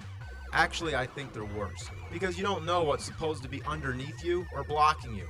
I'm assuming I can't touch these wooden parts. Uh-oh, now I'm probably fucked. Oh, never mind. I guess I can go through those. See, the graphics are so unclear as to what you're allowed to touch and what you're not. You don't know what the hazards are. Look at that. That's not fair. I couldn't see that tiny bullet coming through the trees. It's like camouflaged. And the way those waves move, it's just like a bunch of flickering blue lines. It plays with your eyes and fucks you all up. What a cruel game. I give up. I'm trying another stage. Fire Lord. Alright, another overhead. Ah, fuck! I can't believe this. You can't touch the ground. That means that you have to stay in the brown area, which pretty much limits you to about 20% of the screen. This is ridiculous. Just staying within this narrow range. It's like playing the game Operation, but with a bunch of shit flying around trying to kill you. You have such a tight space to maneuver if you want to kill these things. Come on, come on. Ah! Let's try again. Come on, come on. Oh, fuck! If only his board wasn't so goddamn long. Or if you can go diagonally, like if you can go at an angle, but you're always pointing straight, which makes it impossible to squeeze through narrow spots like this. You know, it's so easy to die in this game, and every time you die, you have to see this. This sad, pathetic image of Silver Surfer just trembling in defeat. If you play this game, this image will be burned into your retina. And how appropriate, because this picture expresses better than words my feelings on this game. Just look at it. That sums up the whole thing. What'd I say before? This game's not bad? Well, no, it isn't bad. It's fucking horrible, and I dare you to play it. Just because it's hard doesn't mean it's bad, but this game just went way, way too far. The difficulty is legendary. This is the grand champion of hard motherfucking games. It doesn't fuck around. Why couldn't there be a health bar? Like 3 hits? Would that be okay? No. 1 fucking hit and you're dead. Well, then couldn't you have extra lives? Which you do, but they don't matter because when you die, you start back from the beginning of the stage. There's some checkpoints along the way, yeah, but that doesn't change the fact that when you die, you go back. Compare that to Contra or Super C. You get hit once and you're dead, but you get to continue where you left off. You don't have to start at the beginning of the stage unless you lost all your lives. If that happened, even your 30 live code wouldn't help much. Silver Surfer, on the other hand, just says fuck all that. If you're gonna play, you gotta be hardcore. So now we're in Fire Lord Section 2. Whoa, watch the fire. Oh shit! Fucking jack-o'-lanterns? Alright, let's try again. Dodge the fire, stay up and watch the jack-o'-lanterns. Oh, better watch that thing. Oh god, I gotta go down. Oh fuck! Your mother. Fire's coming down. Got that part under control. Watch the jack-o'-lanterns. Fuck! Touch the damn ceiling. Fire's coming down. Jack-o'-lanterns. Oh, ass! Alright, this time I'm trying to shoot those fucking jack-o'-lanterns. Stay back. Oh, God. Alright, getting into place. Watch the walls. Oh, you fucking pumpkin piece of shit! Okay, this time stand at the top. Don't get hit. Get under that thing. Here we go. Yes! No! I can't take it anymore. You know, there's really no point of going on. It's not like there's a reward, like there's a pot of gold sitting on top of the TV. You know, if you beat the game, it probably just says the end, and that's it. So to keep playing it, you gotta be a fucking nerd. Alright, gotta watch out for these statues puking lava. God, another motherfucking pumpkin. There's so many obstacles, it's unbelievable. I can't touch that red pot! Alright, that's where I give up. Let's try another stage. I figure I gotta be able to beat at least one of them. Now this is really a bitch. I mean, all these ghouls coming at me. They got bats, jack-o'-lanterns, and now ghosts. It's like another kindergarten Halloween game. They should have just called it whatever. This is just insane. I mean, look at all this. Oh my god, so much shit. Here we go. Oh yeah, oh god, touch the log. You fucking ghosts, you fucking motherfucking pieces of shit. Ugh, I hate those gargoyles. Just shit all over the place. I hate them. I just fucking hate them. Look at this. This pattern is just insane. It's basically just a bunch of lines waving across the screen. And if you go anywhere near those paths, you're dead. Once again, let's try another stage, Possessor. Well, it's not any easier, especially when I'm losing my patience. And look at this. There's so much stuff coming at you. Bullets are flying everywhere. Ugh! Let's pause this. Just look. Any of these areas are dead zones. You have stuff coming at you every which way, which means there's not one safe spot because you need to keep moving forward. So you're in danger's way all the time. You just have to play the shit out of it until you know in advance exactly what's going to happen. Unless you've played this game, you have no idea how hard it is. Let me try to explain it, okay? Imagine if I were to draw a maze on a sheet of paper. I'm asking you to draw a line from the beginning of this maze to the end. You can't run into any dead ends, and you can't touch any of the lines. Now, while you're trying to do this, I'm moving the maze to the left. It would drive you fucking nuts. And if that's a bit too theoretical to accept, then let me explain it this way. Imagine playing Mega Man 2. Imagine you have no health bar. Imagine if you get hit one single fucking time, you're dead. And is that fair? It's challenging, yes. But it's not to say that unless you're a hardcore expert, you're going to take a few hits sooner or later. Now, I'm not done. Imagine on top of that, multiply the number of enemies on the screen and give them more hit points. Imagine if you were playing Zelda and you weren't allowed to get hit once or touch any of the walls or blocks. I mean, this game just pukes snot up my ass. I mean, it's like you touch the top of the building, you die. You touch the ceiling, you die. You touch the floor, you die. Too far to the right, you die. Too far to the left, you die. You die.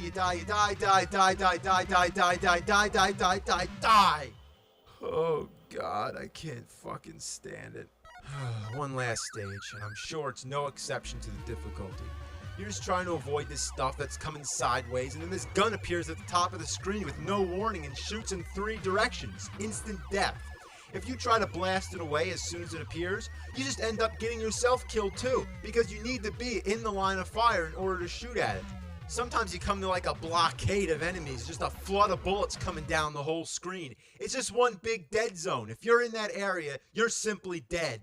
So fuck it. I can't complete a single stage. This game is so hard, it would actually be easier to go outside in a thunderstorm and try to dodge rain. It would be easier to walk barefoot without your toes or heels touching the floor. It would be easier to pick fly shit out of pepper while wearing boxing gloves. The fact that you can get hit only once pretty much means that you're weaker than every other enemy in the game. How do you die from just touching a wall? I can understand if he's flying at like 200 miles per hour and he crashes into the wall, but the fact that he just touches the wall and dies is just ridiculous. I never read any of the comics, so I don't know what Silver Surfer's powers are, but isn't he supposed to be pretty strong? So why'd they make him into a wimp? Why is he fucking up rubber ducks and weeping like a crybaby? It's like some sort of fucking joke. Like, what if they had Bruce Lee tripping over his own shoelaces? It's a fucking insult. This game should have been classic, but instead, it's worthless. It's as worthless as this fucking LJN poster I have back here. Man, I was just pissing shit all over this fucking game. In fact, just thinking about it makes me feel like having an anal evacuation. Fuck.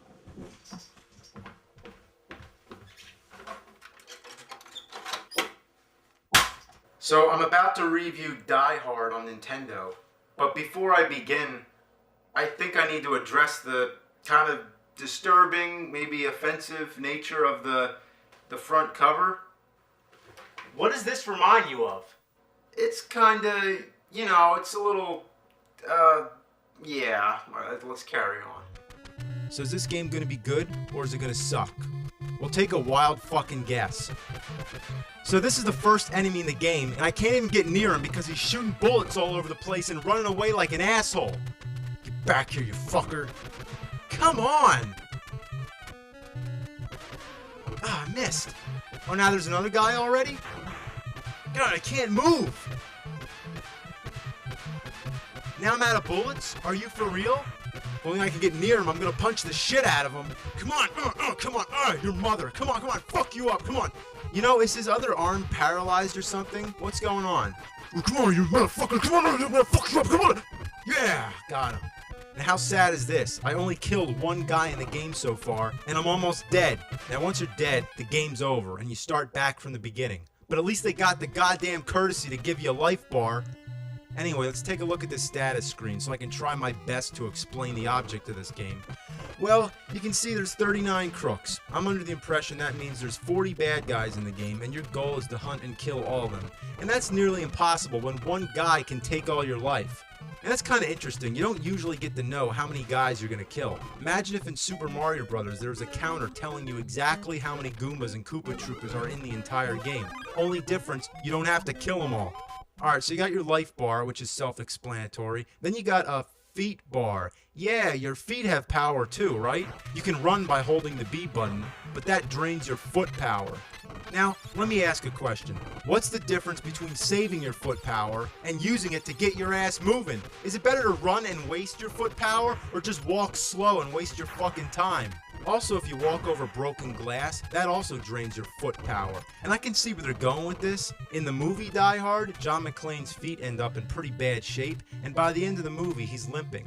Now, that's nice that they tried to make it like the movie, but there's sometimes when you should do that, and sometimes when it's really not necessary. That's like if in Lethal Weapon, if you're going around eating dog biscuits for power-ups.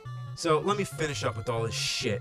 You got your weapons, the items you pick, and I don't know, some map that doesn't make any sense. Then you got some weird lock system. After a certain amount of time passes, one of the locks activates or whatever, and when all these locks activate, I assume you're dead.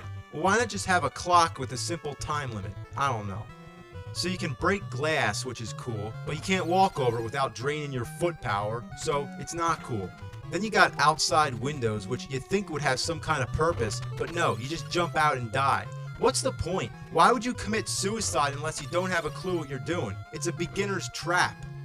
Now what I really hate is this darkness thing. You can't see around any of the walls. Half the time there's nothing going on, you're just walking around, and he walks like there's something wrong with him. He's got like one leg. So you're just going around and then all of a sudden you're dead, and you don't even see it coming. You can't even scratch your head, you'll just be playing and then all of a sudden, whoa, you're dead.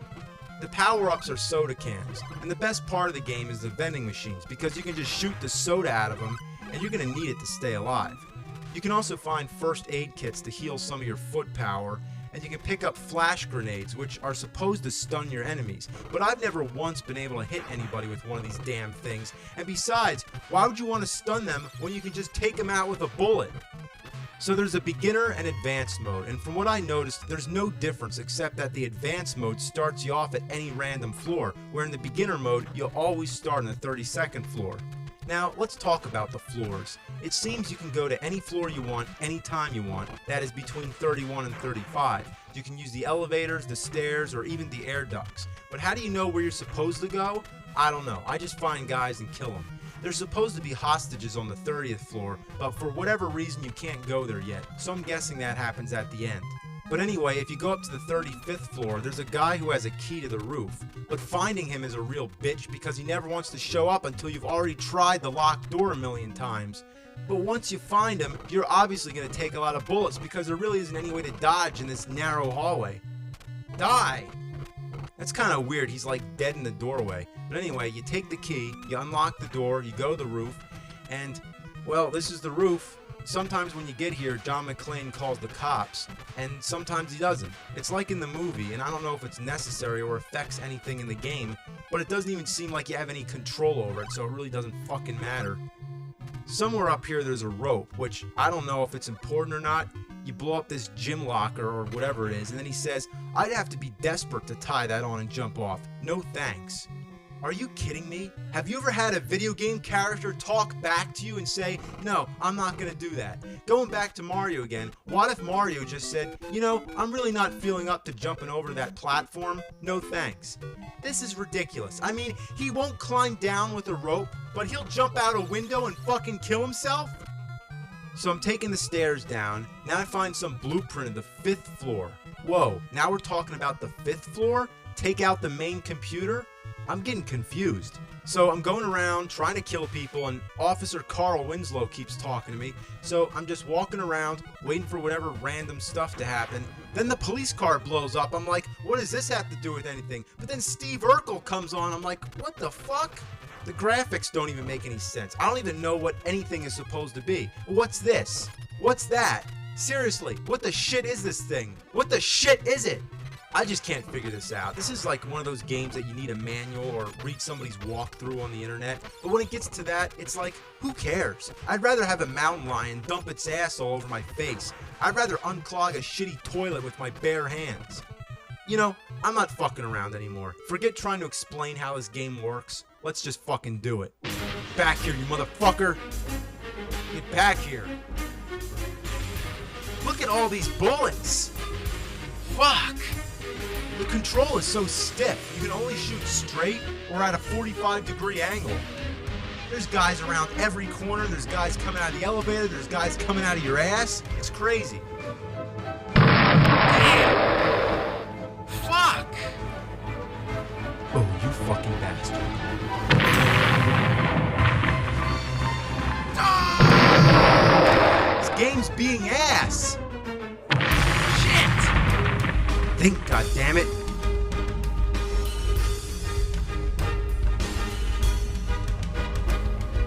Geronimo, motherfucker.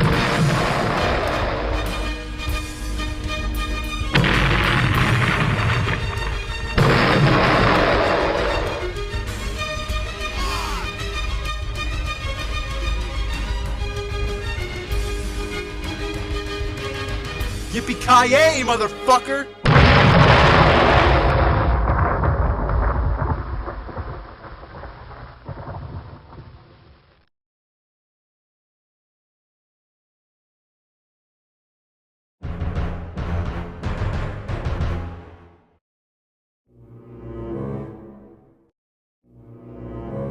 Oh God. Oh God. Let me ask a question. What do you get when you take a movie that's ass and you make it into a game? You get a piece of shit.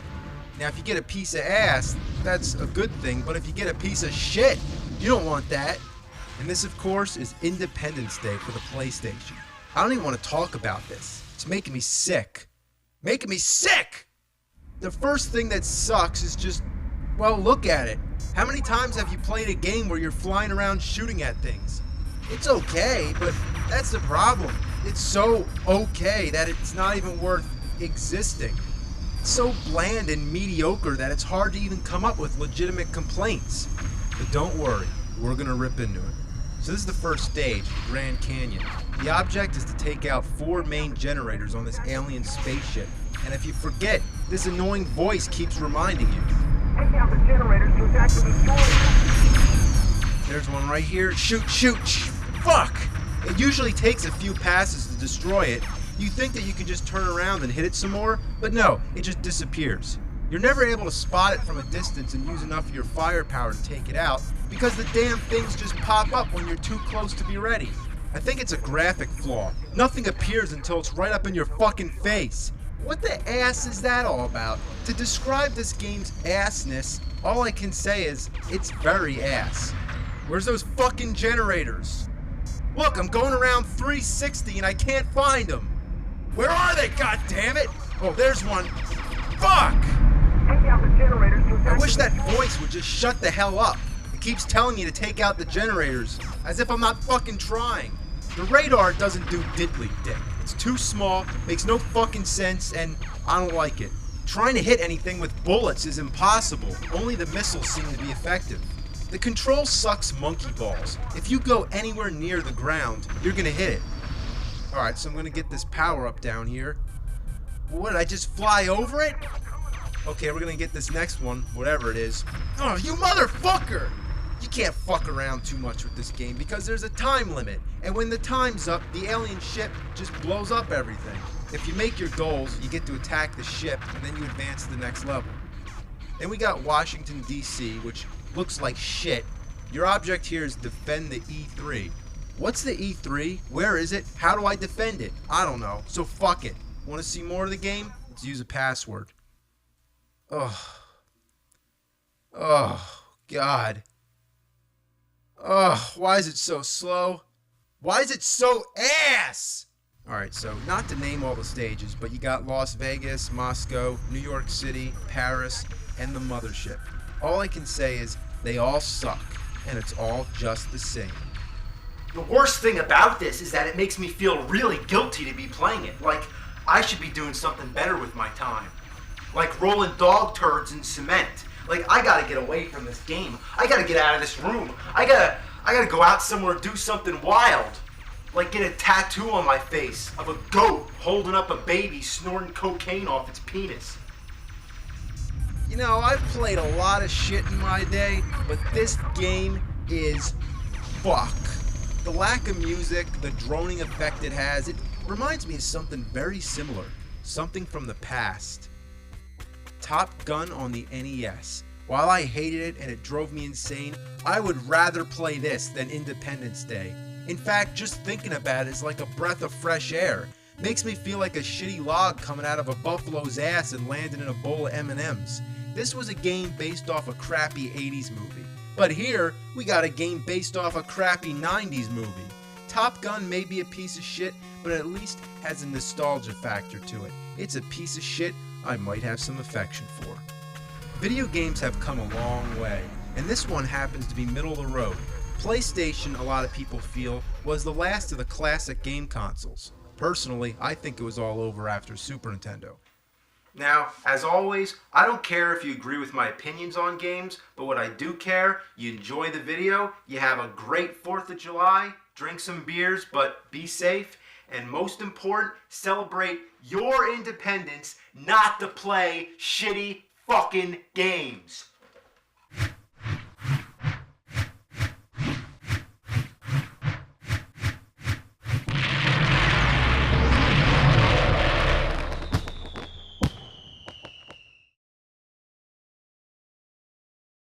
Alright, so there were a lot of Simpsons related games. Simpsons games up the ass. Games like Krusty's Funhouse, Bart vs. the Juggernauts, Bart's Nightmare. There were Simpsons games on just about every game console. But there's two in particular that I remember from the Nintendo Entertainment System. Bart vs. the Space Mutants and Bart vs. the World. These games rank up with the most classic pop culture memories. But if you play them today, all it does is remind you how much they pissed you off. Bringing back the horrible memories of these games can best be described like this. Imagine if you trapped a wet, smelly piece of dog shit inside an airtight container. Then, like 20 years later, you open that shit up, you take a good smell, and there you go. Welcome back. So this is Bart vs. the Space Mutants. The plot involves aliens that are trying to build an ultimate weapon to take over the world, which sounds simple and cliche. However, in order to build this weapon, whatever it is, it requires one ingredient: purple colored objects. What kind of time constraint were they under when they came up with that? So it's up to Bart to save the world, and this is the first level, and the object is to get rid of anything that's purple. Under most circumstances, this means simply spray painting them red, but other times you have to be a little more creative to figure it out. It can mean walking across a clothesline, dropping towels over them. The aliens will never think to look under those towels. Then there's the part where you have to jump on a ball and knock over a paint can, and if you miss this paint can, the ball doesn't come back. You don't get a second chance. And keep in mind, you have to de-purplize all the purple objects. I think you're allowed to miss a few of them, but there's not much room to fuck up. You collect coins as you go, which you're going to need to buy stuff with. The first time playing through, you're not going to know exactly what items you're going to need, and I can tell you for one thing, that key isn't necessary, and as for this whistle, all it does is summon an angry fucking crazy ass dog that kills Bart if he comes in contact. Coming to a decision where you can buy cherry bombs and rockets, how many should you buy of each? Well, there's only one instance I recall where you need the cherry bomb, and many times when you need the rockets. But how the fuck would you know that the first time? You'll end up having to backtrack to the damn store. Trying to hit the bird is just ridiculous. Your accuracy has to be perfect. Fuck! Oh god, I can't believe that missed. There you go, you fuck! These vases are also a pain in the ass. They're too short to spray when you're on the ledge, so you gotta just keep jumping and spraying. And you know, why is the Simpsons theme song still playing? It's good for the beginning, but when you have to listen to it for 10 straight minutes, what a shitload of fuck. Let's talk about the enemies. It sucks butt that you can't really kill anything, but lucky for you, they got nothing better to do than just bounce around in little patterns on the streets of Springfield all day. I also wonder why none of these aliens look anything like the ones in the beginning. Anyway, some of them disguise themselves as human beings, and you can only see them while wearing X-ray glasses, kind of like the movie They Live. These are the only ones that you can kill by jumping on their heads, but if it's not an alien, just a regular human being, then you take a hit. 2 hits and you're dead, by the way. So you always got to make sure to have your glasses selected. Come on, glasses, come on, glasses, come on, go. Ah, fuck farts. Sometimes I just jump on them out of pure gamble because I don't feel like selecting the glasses. You don't need to kill them anyway, but they leave behind letters. Collect them all to spell Maggie, then she'll help you during the boss battle. But besides, it's strangely satisfying to jump on those aliens' heads. After all, don't you wish you could just go around killing aliens? Not making purple things not purple? Why not just fucking shit all over and make everything brown?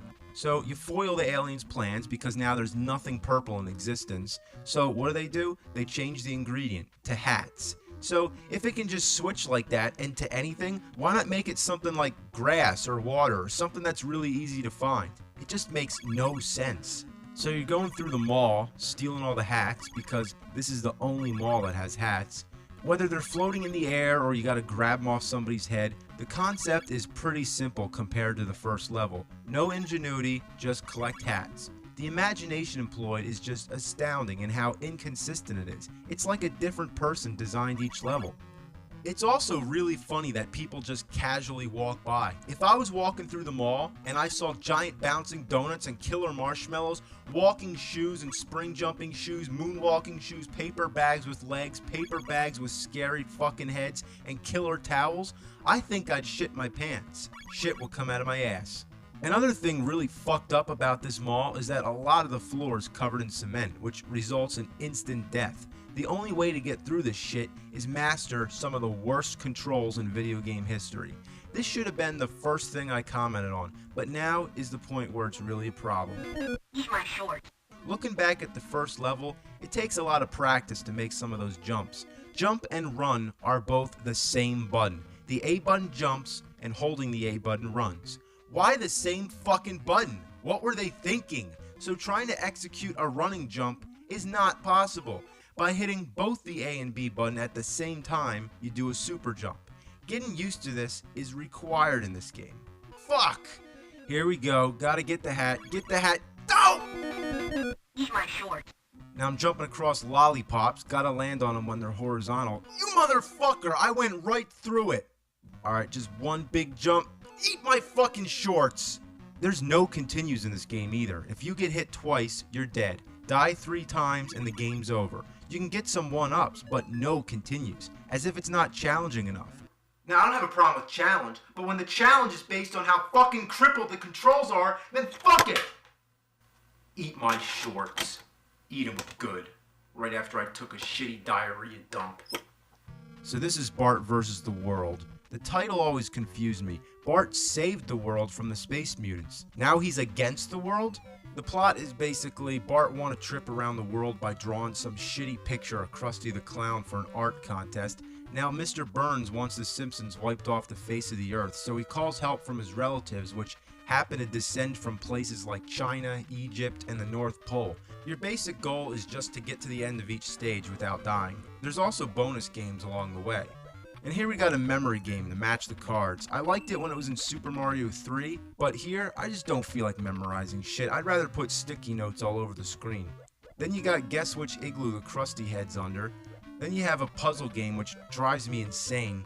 Then you got a Simpsons trivia game. Then you got dodge the beer and get the Krusty heads. Krusty heads are good, beer is bad. Makes a whole lot of sense. Then you got the stupidest fucking game in the history of games. Find the bat in the coffins. Now, this isn't like the igloo game where you see which igloo it is and then they move around. No, this is just 3 coffins sitting here and you gotta pick the right one. It's just pure luck.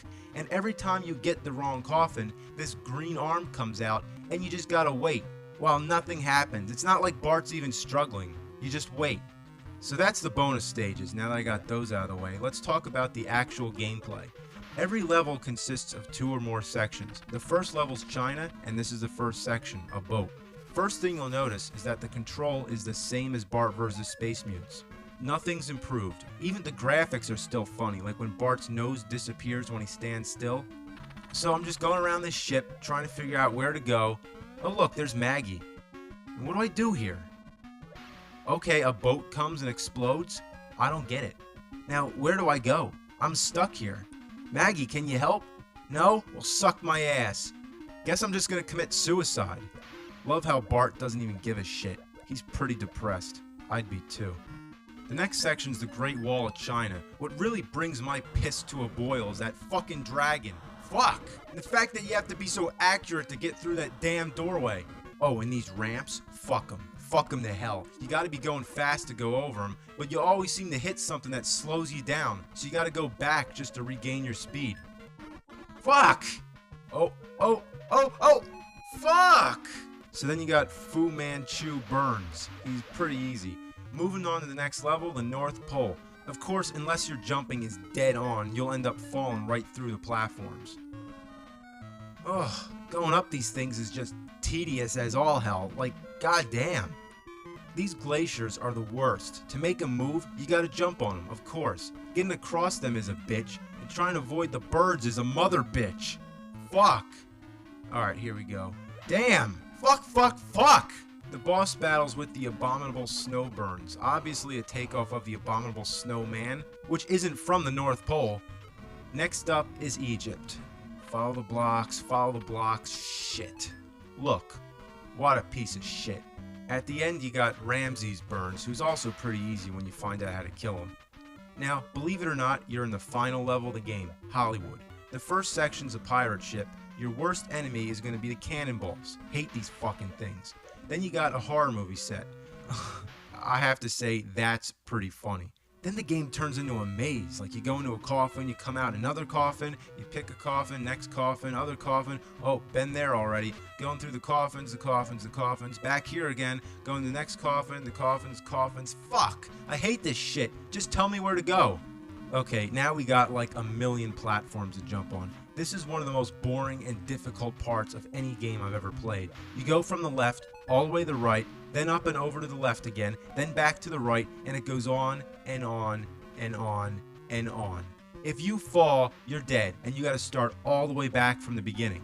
It's possible that if you miss a jump, you can land back on one of the platforms, which sucks anyway because you have to work your way back up again, but at least it prevents death.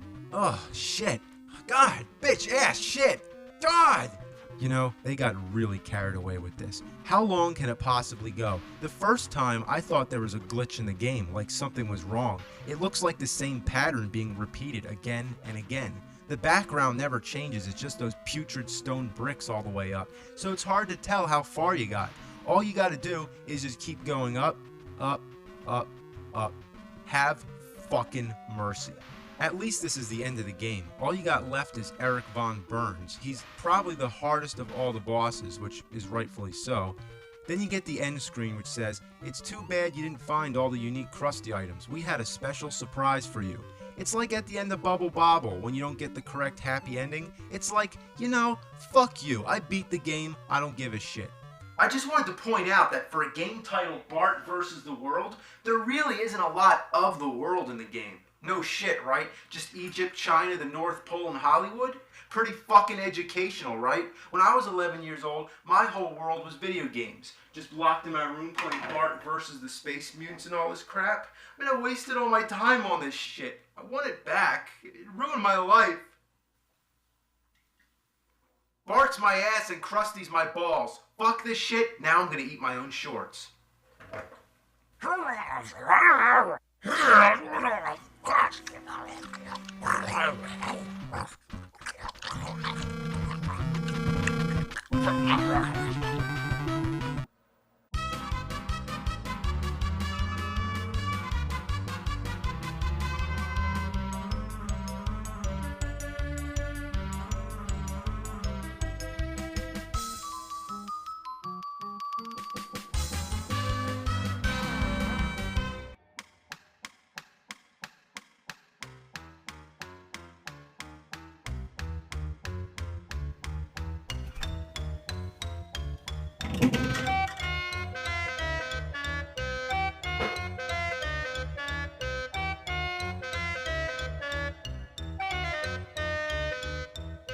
Wow, how awesome could this be? Bugs Bunny's birthday blowout. Well, it was a blowout, all right. Blow out your ass! Basically, you're Bugs Bunny going around with a hammer in a Mario-like setting. Really nothing special. In fact, it's one of the most sickening side-scrollers I've ever seen. Because when you walk, the screen sort of does like this strobe effect. I'm not kidding, it makes me sick. Even worse is when there's an earthquake. Oh, come on, that's cruel. The plot is that it's Bugs Bunny's 50th birthday and he's on his way to his own party, but out of envy, everybody wants to stop him from getting there. So you're just whacking anybody in your path, and you know what's really annoying? Every time you get hit, you see stars, and when that happens, you can't use your hammer for a few seconds. All you do is just go from start to finish. There's usually a boss at the end of the stage, like here's Daffy. You think you're supposed to fight him, but no, that doesn't work. You're just supposed to get the carrot. Yeah, this game's really a no-brainer. Oh my god! It's Bugs Bunny! What's up, Doc? I can't believe it! In my own house! It's Bugs Bunny! Bugs fucking Bunny! After each stage, you get a bonus game depending on how many carrots you collected. By winning, you can earn some 1-ups. Now this number thing, I really don't know how to play it, and I don't give a shit, so I just tap the buttons until it's over. What's up, Doc?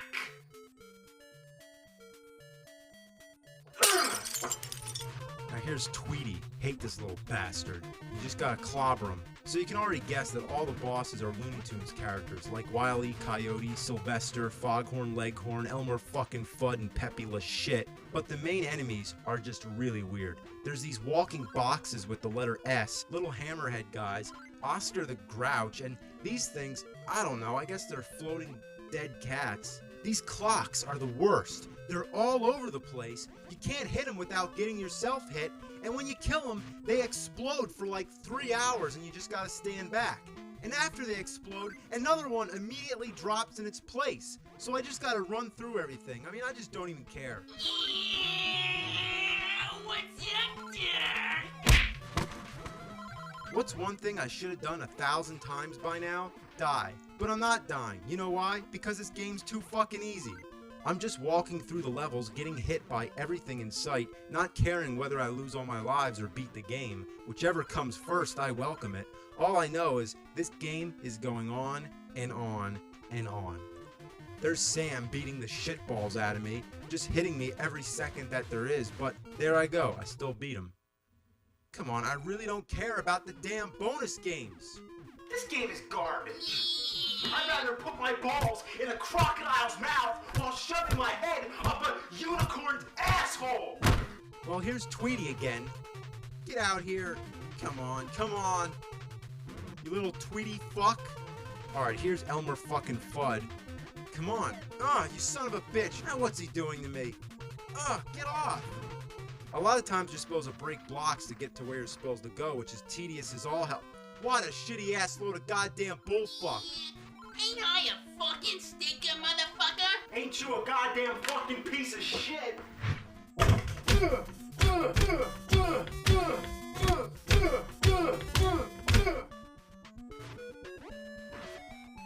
Oh, I hate this shit right here. These platforms keep disappearing when you jump on them. Fuck. Alright, let's try this again. Keep jumping, keep jumping. Oh, here we go. Oh, okay, here we go. Yes. Okay, next row. Oh, no, wait. Son of a cock. What's up, fucker?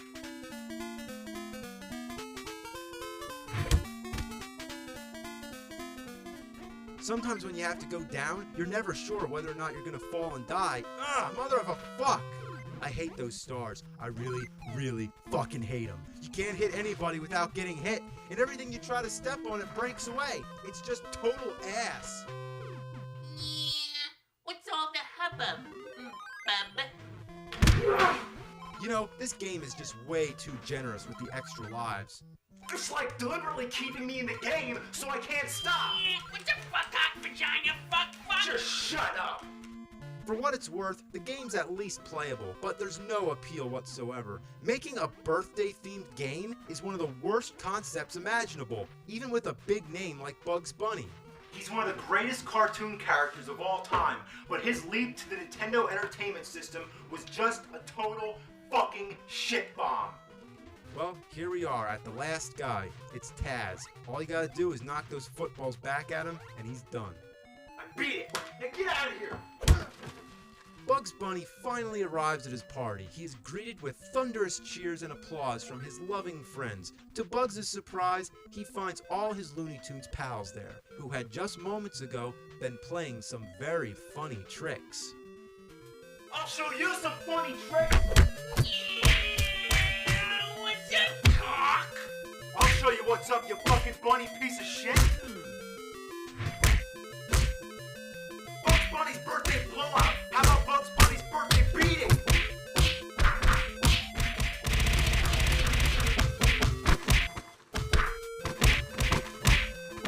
You want a sure you can...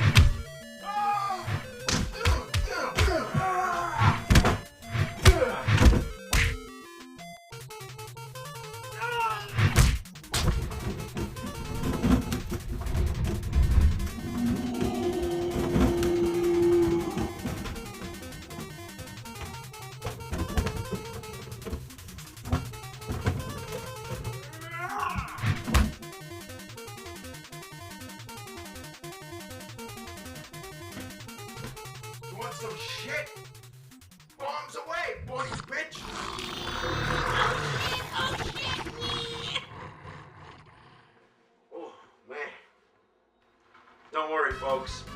real. Fuck you, Bugs Bunny! Fuck you, Bugs Bunny! There you go. Got your ass handed to you. That's all, fucks.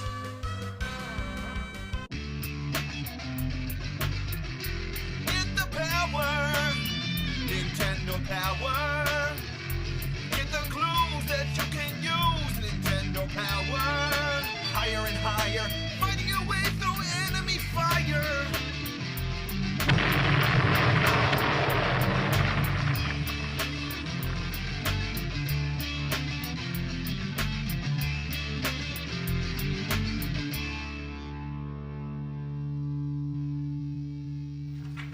It's time to chill out. Nah, don't worry, I'm not going mellow on you or anything like that. And next time it's going to be a game review again. But for now, I just want to take you back to one of the most important parts of my childhood, Nintendo Power. You know, today there's internet. Anything you want to know about any game, you just look it up. But back then, your only source of information was magazines like Nintendo Power. If you had a subscription, you were the man. One of your friends will be breaking their balls to beat some game and you'll be like, oh, I know how to beat that game, or I know a code. That's because you had the power. Nintendo Power, motherfucker! When it landed in my mailbox, issue 1 was the most mind-blowing thing I've ever seen. Just opening up a page to a map of Metroid, it was so helpful. That game made you feel like a rat in a maze. Then there was the Super Mario Bros. Unlimited 1-up trick, the famous Contra code that gets you 30 extra lives, and how to skip to Zelda's second quest. All in this groundbreaking issue, from front cover to back, it is absolute classic. The one thing that used to piss me off was the NES Achievers section. It's just a bunch of nerds showing off their high scores. But how do you prove it? You gotta take a photo of your screen. And nobody really knew how to do that. I mean, remember, there were no digital cameras back then. So you take the picture of your screen, you have no fucking clue what it looks like, and there could be like 20 other pictures on the roll, so you either have to like waste them all or wait till it gets finished. You get your mom or dad to take it to the store to get the picture developed. It comes back, and what does it look like? It looks like fucking shit. So Nintendo Power printed some guidelines basically saying, look, dumb shits, this is how you do it. And if my game said cheese, I think I'd shit my pants. And if I was wearing that, I'd have problems. Nothing brings back memories like breezing through an issue of Nintendo Power. Remember when the Nintendo 64 was the Nintendo Ultra 64? Remember when the piece of shit Virtual Boy was called the VR32? Remember the NES Satellite or the SNES Catapult? Remember Star Fox 2, the game that never saw the light of day? Remember reading about the new shows coming out like Captain N and the Super Mario Bros. Super Show? Remember that shitty movie The Wizard and that fucking dumbass Super Mario Bros. Movie? Man, I remember reading about that and being so excited, I couldn't wait to see that movie. But it was just like waiting for a buffalo to take a shit all over your face. Another thing powerful about this magazine was the power to know what games were coming out. But only if we could read between the lines, we would know how shitty they'd be. This one says, in-depth playing tips on the horrifying sequel to Castlevania. This one says Back to the Future has that distinctive LJN style and an interesting timer. Wow, they knew it was bad. Another classic section was the top 30, in which they'd list the most popular Nintendo games. I don't know what Ninja Turtles was doing at number 1 for so damn long. But anyway, it was only NES for a while, but then they started doing the top SNES and Game Boy games. They even had a top 5 for Virtual Boy. That's just hilarious, because that's almost the whole library of games for that fucking piece of shit. The covers were always exciting to look forward to. This one gave kids nightmares, and parents complained. I thought it was awesome. And I never noticed that face in the background till today. This one's cool because it's an owl, and owls are cool. But this one really sucks. Why is it all gray? I mean, what the fuck kind of cover is this? Oh, well, what the fuck? The illustrations were awesome too. Even if I didn't have the game, it was fun just looking at the pictures. Here's a page on Clash at Demon Head. Just a nice page, everything's fine. But then there's something that bothered me. What's this? He's flipping the bird. He's giving the finger. And I'm not making this up. Well, this one's kind of intimidating. I mean, what's Dracula's problem?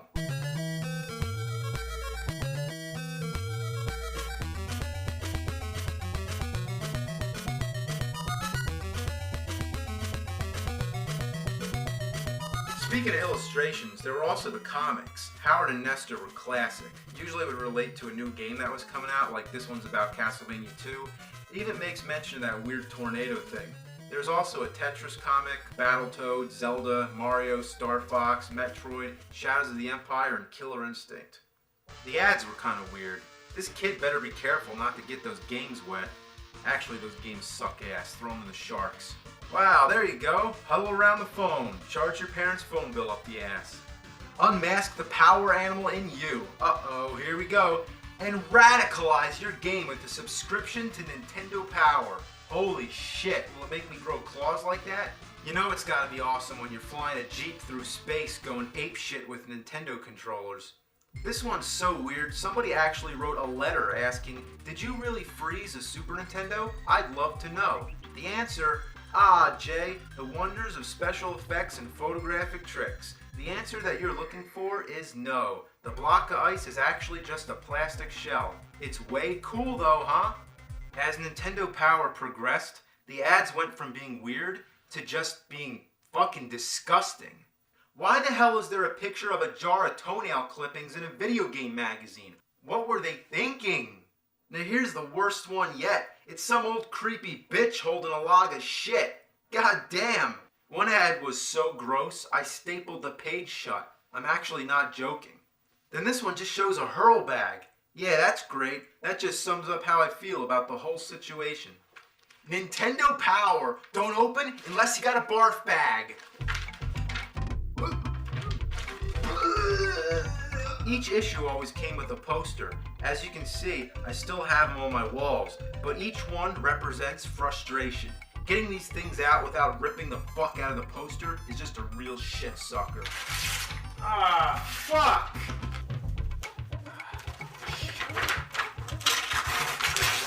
Fuck. Eventually they started putting staples in the posters. Fuck!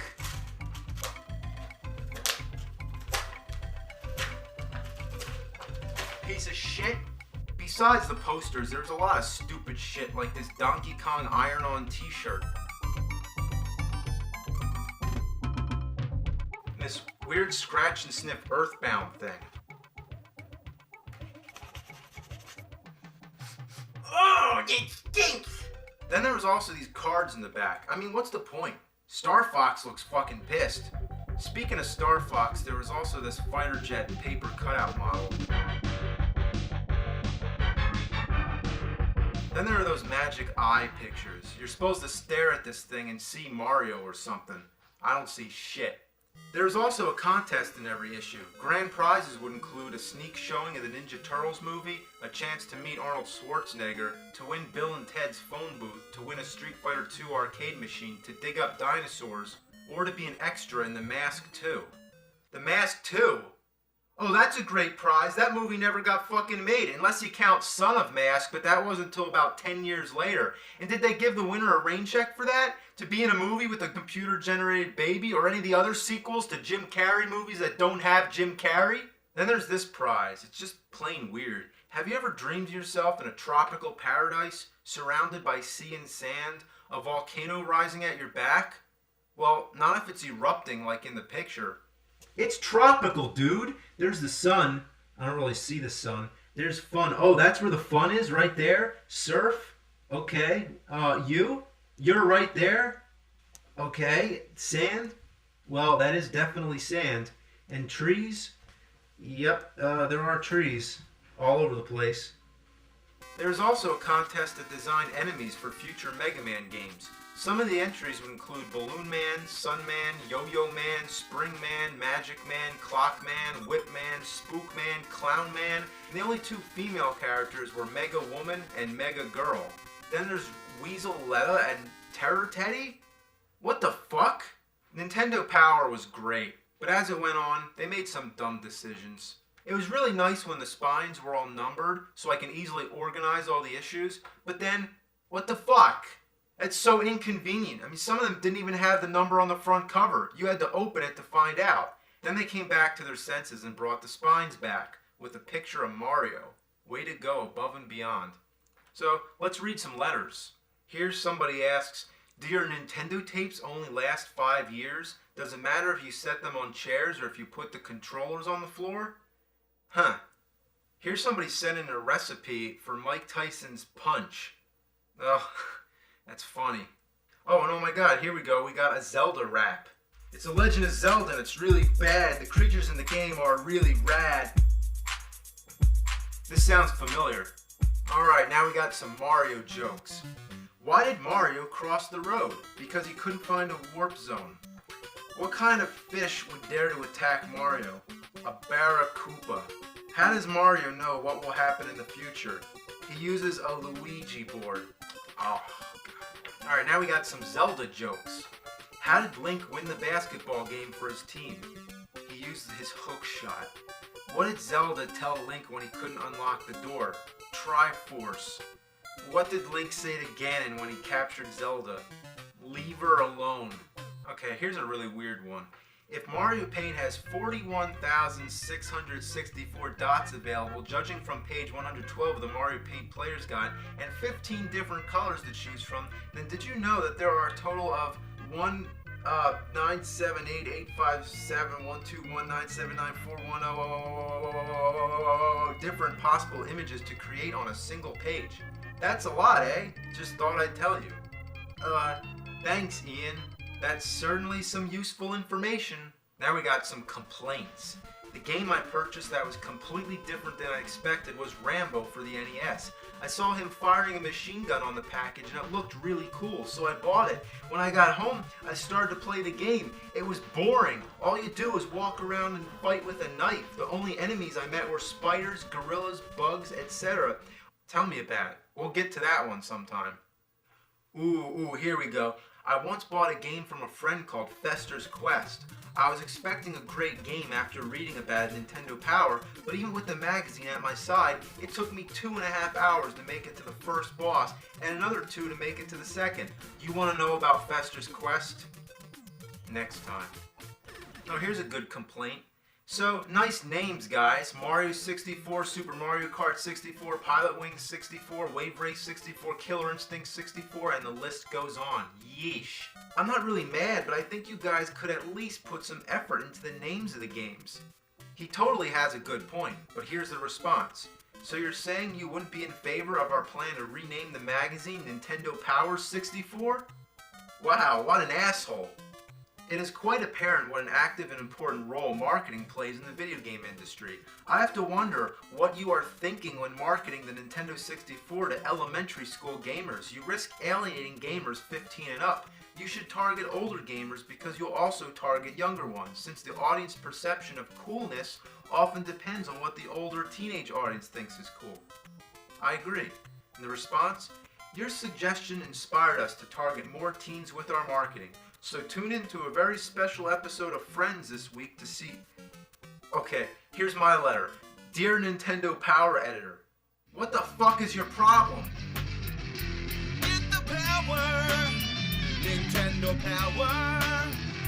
Get the clues that you can use, Nintendo Power. Higher and higher, fighting your way through enemy fire.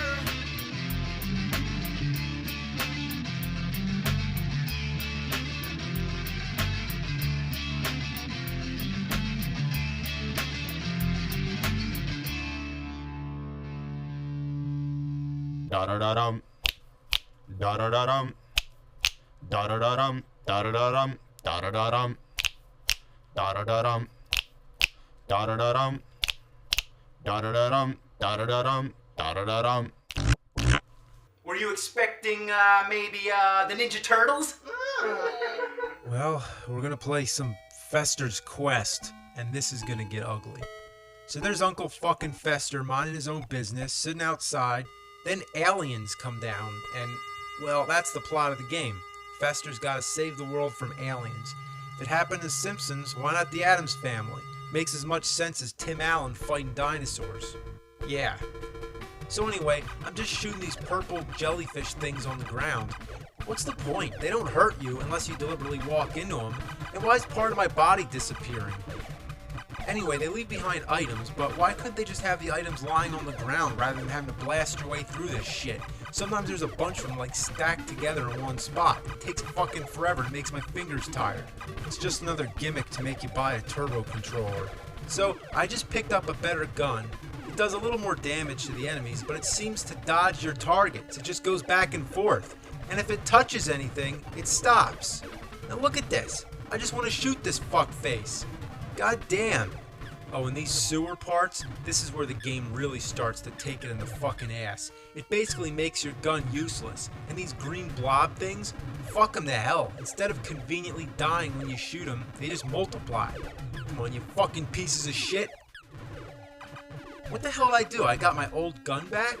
That's nice that it shoots straight, but it's not going to help with killing these things. Switching back to the older gun would actually be a nice feature, but not when you accidentally step on an item that downgrades your weapon. Come on, die! Die! Jesus! They just keep multiplying. Without the dynamite, there's no way to get through these things. I have to keep walking back. And let's not forget one thing. Look at your life bar. That's full life. I'm not kidding. Some life bar, huh? If you get hit twice, you're dead. Come on, you fucking pieces of shit. You're still multiplying. They don't die. They don't die. Die, you fucking frogs. Jeez, can Fester move any slower? Ugh. Yes, he can. If he gets hit by frog spit, that is. Oh, shit. Come on. Oh, no. Oh, Jesus Christ. You fuckers. Might as well continue. What? Continue my ass. This doesn't look like continuing. You got the same weapon and items, though. Whoopity fucking do. But you start back at the beginning of the game. I can't cross where the hole is, which means I gotta go all the way back through the sewers all over again and deal with those green blobs again. God damn! This game better stop sucking ass or else I'm gonna have to give it the finger. The middle finger. Hate these frogs. This gun is useless. It just circles around everything. Look at that. It went completely around that frog and it didn't even hit him. I can't even shoot because the house and trees are in the way. I can't use the gun. I am so fucking dead. So fucking dead. Oh my god, if I could just get past this one guy. Ah, shit! Alright, let's try it again, but with the dynamite. It sucks to have to waste this shit, but it'll have to do. When are they gonna stop? When are they gonna stop? When are they fucking gonna stop?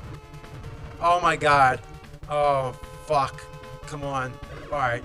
Oh shit, what, 2 more? Where'd they come from? What the fuck? What the fuck, man? What the fuck? Jesus. Holy shit. Well, I'm back at the beginning. Again. Oh, why'd you have to do that? I downgraded the gun again.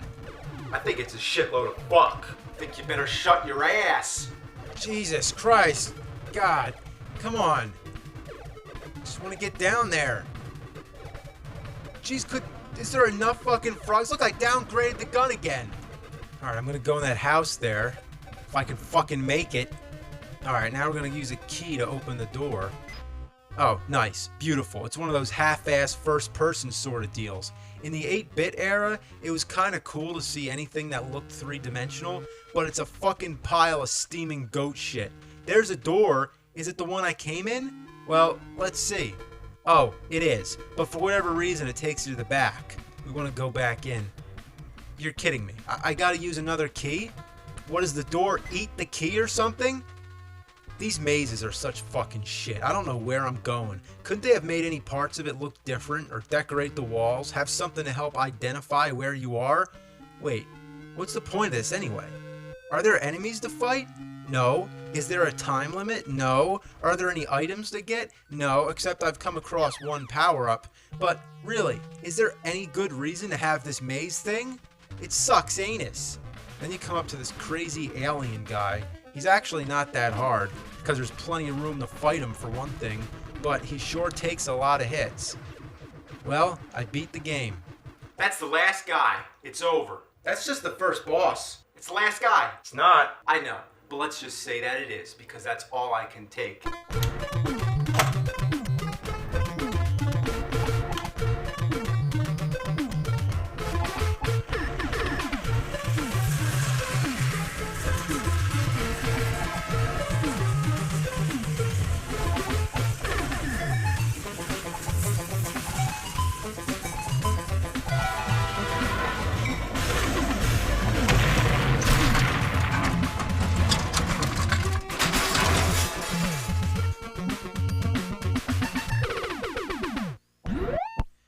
Well, we might have cleaned our hands of that monstrosity, but there's a ton of other Addams Family related games, and I'm willing to bet that many of them suck just as hard. Here's one I happen to have, which I'm just going to throw in here for a bonus. The Addams Family on the Sega Genesis.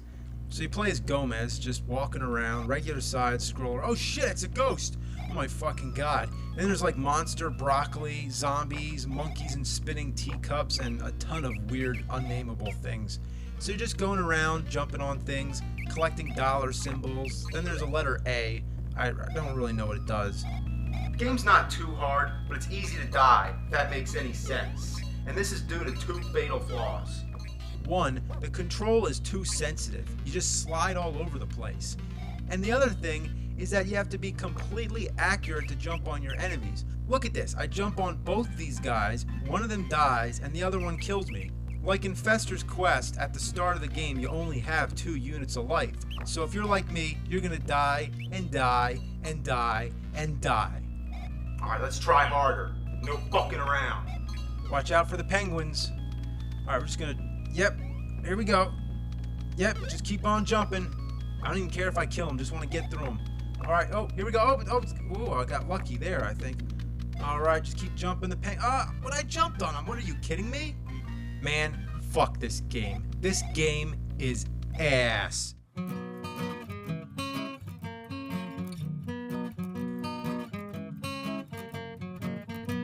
It's crappy and it's kooky, a stupid piece of poopy. I'd rather eat my dookie, it makes me wanna pee. Sucking some ass, Fuck. sucking some balls, sucking some balls, sucking some balls, sucking some ass. Fuck.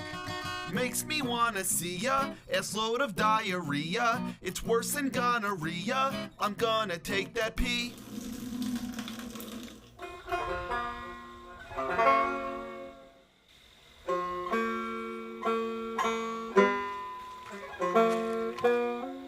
What do you got here? Bunch of shit. I see. Unfortunately, this is kind of my thing. How much is this one right here? 100. 100? As in like $100? No shit for brains. 100 centavos. Of course, $100. We are living in the US of A, ain't we? I'll take it for 50. It's 100. It's a piece of shit. Look at this. Look at this stock label. I mean, do you know what this is supposed to be? Can you tell me what this is? I have no idea what that is. I can tell you what it looks like. It looks like the shit stain in the bottom of my drawers right now. This is a shit stain on a shitty game. That perfectly just sums it all up. That there is a rare video game, boy. I know. Unfortunately, I'm like flies on a piece of shit because I just can't stay away from this stuff. That ordinarily that would sell for $300. I'll tell you why. Because that is one of the first horror movie video games ever made. Are you going to buy it or are you just going to look at it? Okay? Because if you're going to look at it, you put it right back down on the fucking table. Nah, that's all right. I'm not doing it. I'll tell you what. Yeah, what? Yeah, it's still $100. Yeah. What the fuck, man? Yeah, it's 100. And I'll tell you what. Don't walk away slick. Oh, okay. What? You give me 150. 50? What are you talking about? Finish the deal here. Keep your drawers on there, shorty. I will throw in this one for free. For free? F-R-E-E-E free. Yes, for free, $150. Right.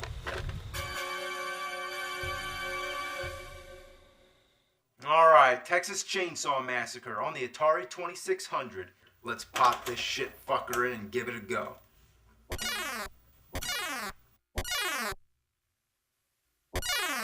Now, I gotta admit, there's really not much to say. You control Leatherface, the chainsaw murdering psychopath, and you just go around killing people. That's right, you're the bad guy. Now, I think I understand why this game was so offensive. Sure, the graphics don't look too violent, but just the idea. The goal of the game is to murder innocent girls. Damn, look at that. You get 1,000 points every time you slice the living flesh off somebody. That's it. Go, Leatherface. Cut them bitches up. Get her. Get her. Yeah. Now, compared to something like Grand Theft Auto, this doesn't look like much. Except here, the only goal is to slaughter people, whereas in Grand Theft Auto, there's other objectives. Now, as far as Atari goes, there's not much point of complaining about the graphics, but could they have at least made his chainsaw a different color than his body? It just blends in. It's like his arms are like tangled together, or he has like a big jagged dick coming out of his chest.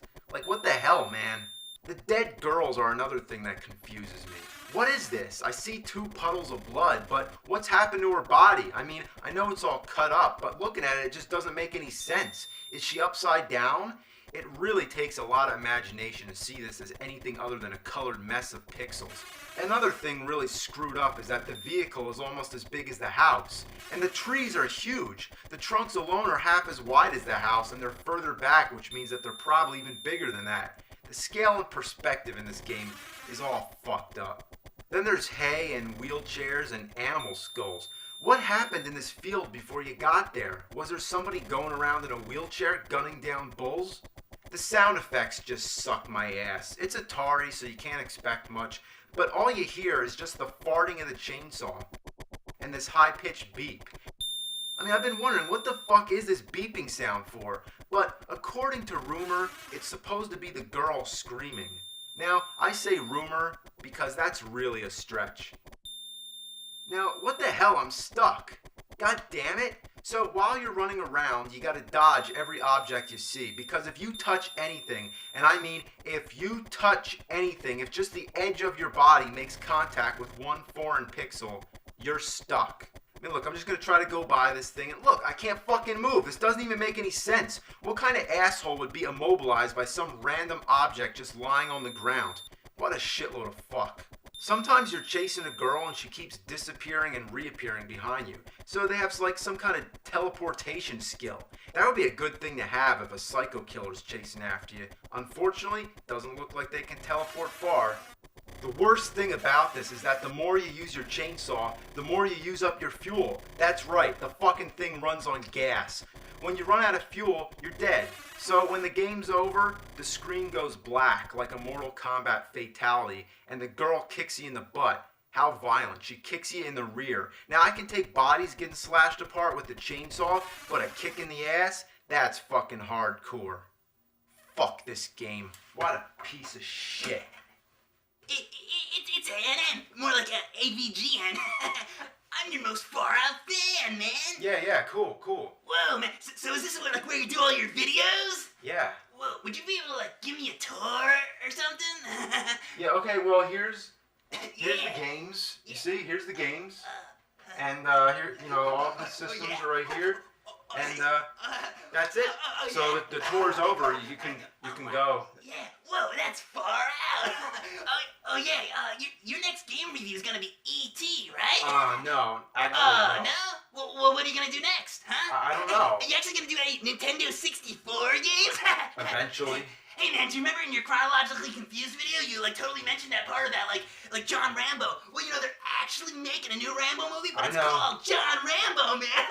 I was aware of that. You were totally right on the ball, right on the money, right on my ball.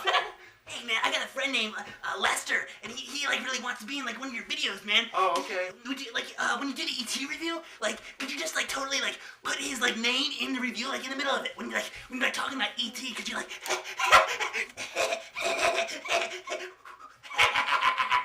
what kind of editing software do you use? Because I actually would like to become an angry nerd reviewer just like you, but I was thinking, what would be easier is if I just got a knife, cut you open, and got inside of you and actually became you.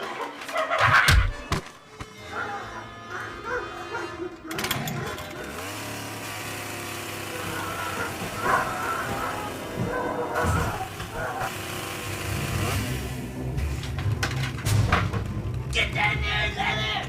Get that nerd!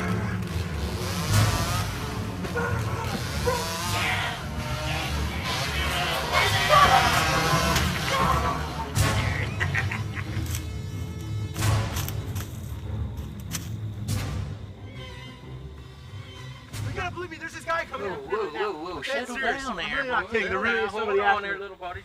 Be cool, be calm, be collected. Hey, what's that over there?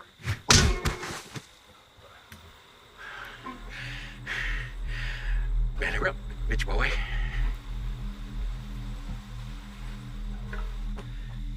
Them motherfuckers!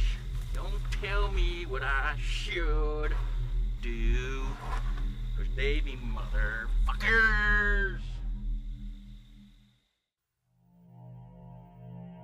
Oh, poor baby, look, he's waking up! motherfuckers! What the fuck are you doing to me? Come on, man, this is fucking bullshit! You are gonna be one fucked up idiot. Get me out of here, man! Come on! Fuck you! Fuck you! Fuck you! Fuck you! Fuck you! Fuck, man! What the fuck? Shut the fuck up. I guarantee you it's gonna be better tasting that chicken than what's in store for you next. Yeah. There you go, Mitch. How'd you like to play Texas Chainsaw Massacre? Here it goes. Fucking face it. Here's the controller. Here's the button. You know how the fucking button works? You push it with your finger like that. Then play, and you can play the game. Play the fucking game or I'll burn your fucking eyeballs out. I don't want the fucking game! Play the game. Play the game. Play the game. I don't want the fucking game, man! Play it. Play it. So what do you think there, nerd boy? How's that game going for you? Game you fucking see this shit! Yeah, I'm thinking, yeah. You got a fun playing Texas Chainsaw Massacre for Atari 2600? Well, if he don't like playing video games, why the fuck is he playing video games?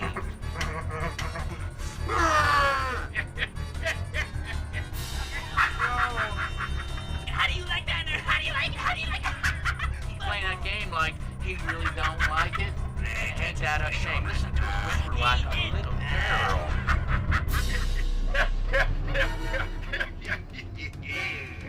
Yeah, boy. Oh, shit. We're gonna learn to get out. Come on, Leatherface, go Hurry get up, him. Get him, go get him.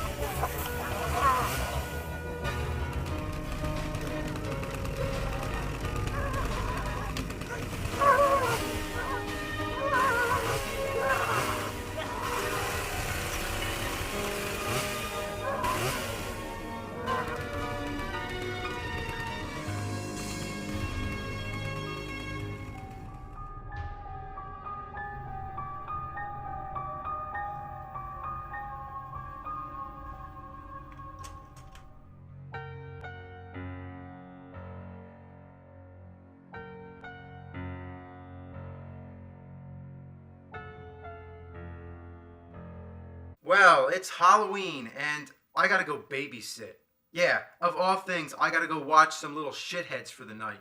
But for the meantime, I'll show you a perfect example of a great movie turned into a real shit bomb. The first thing that bothers me is the actual manual. Halloween, Halloween. Just in case we didn't see it the first time. Then it says, a homicidal maniac has escaped from a mental institution. You mean Michael Myers? You control the babysitter character. You mean Laurie Strode? Guess they had some sort of copyright problem. Now, Exhibit B. What is this? Is this a bootleg? You'd think, right? But no, this is the real game. They actually sold this. Now, not every cartridge of Halloween was like this, but as Wizard Video Games was liquidating their inventory, they started doing this to minimize costs. Have you ever heard of a video game company that was cheap enough to just use a marker and write the name of the game on it? At least it's orange to kind of keep with the Halloween theme. You pop this fucker in, you start it up, and there you go. That's Halloween on the Atari 2600. You play as the babysitter, which we already established. We assume it's Laurie Strode. That's Jamie Lee Curtis from the movie. But whatever, all we know is that you're trying to get away from Michael Myers and save all these kids that you're babysitting. Coming off of the Texas Chainsaw Massacre game, you might be pretty disappointed that you don't play as the killer this time, and that only makes the game even more boring. As far as the graphics go, it's pretty fair for 1983, but what kind of house is this where you're babysitting? There's no furniture whatsoever, the carpet is puke green and shit brown, the walls go from blue to hot pink, purple, green, and peach. Who the fuck decorated this place? Some retarded Atari rejects? So, the idea of the game is that you're running around through this house, babysitting an infinite number of kids, and every now and then Michael Myers comes out jabbing his knife in a sort of robotic kind of way. Like in the movies, he's real slow, so if you use any common sense, you're not going to get killed. But he can also kill the kids. If he kills you, you lose a life, indicated by the jack-o'-lanterns on top of the screen. And if he kills the kids, nothing really seems to happen, but the goal is to get the kids and lead them to either corner of this house, whether it's the far left or the far right. Now, I don't know how the hell these rooms are supposed to be safe. It's not like you lock them in. There isn't even a door, so I guess Michael Myers just doesn't like to go in those last rooms. And each time you deliver a kid, you get 675 points. Why that number? I don't know. Now, I didn't really count, but there's something like 8 rooms. And you can also go on the top floor, but apparently this floor has really bad electrical problems because it keeps going dark, which is really fucking annoying. Hate this shit.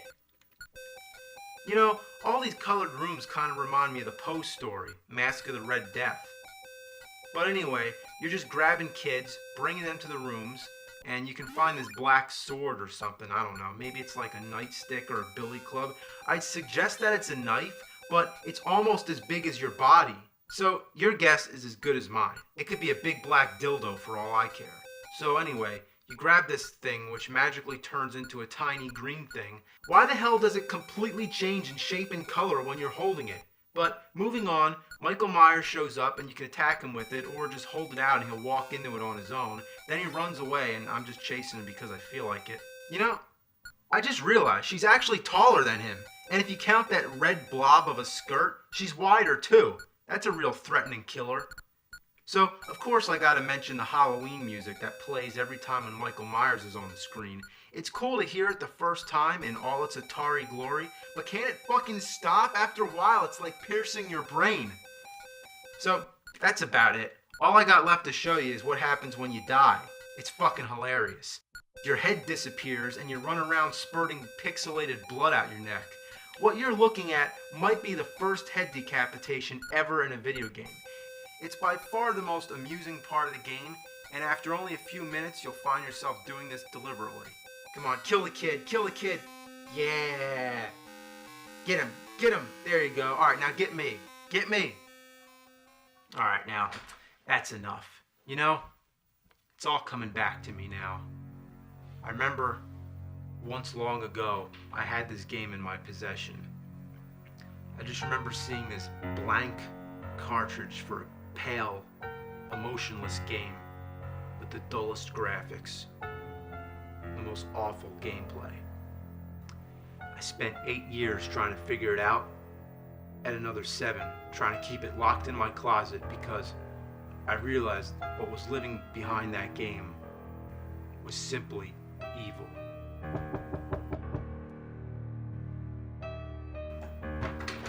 Trick or treat! Oh, you want some trick or treat? Okay, here's some trick or treat for you.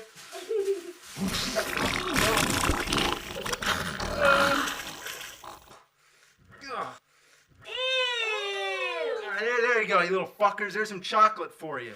That's not chocolate, that's poop. It's not chocolate, nor is it poop. It's shit. I want some candy! I want some candy! Oh, yeah. Oh, take off your glasses! You'll be blind. Hey, wait, I got something for you too. A shitty game. What the heck is this? It's an Atari game. The heck is an Atari, you dope? Oh, you don't know what Atari is? Oh, okay, hang on a second. First you pull my back, and now you don't give me any candy. You're a dope. There you go, have fun.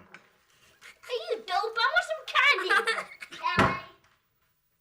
Well, now that I got that piece of shit off my hands, how about we check out a couple more? I mean, I got a little extra time before I gotta go babysit, and after all, it is Halloween, so how about a bonus?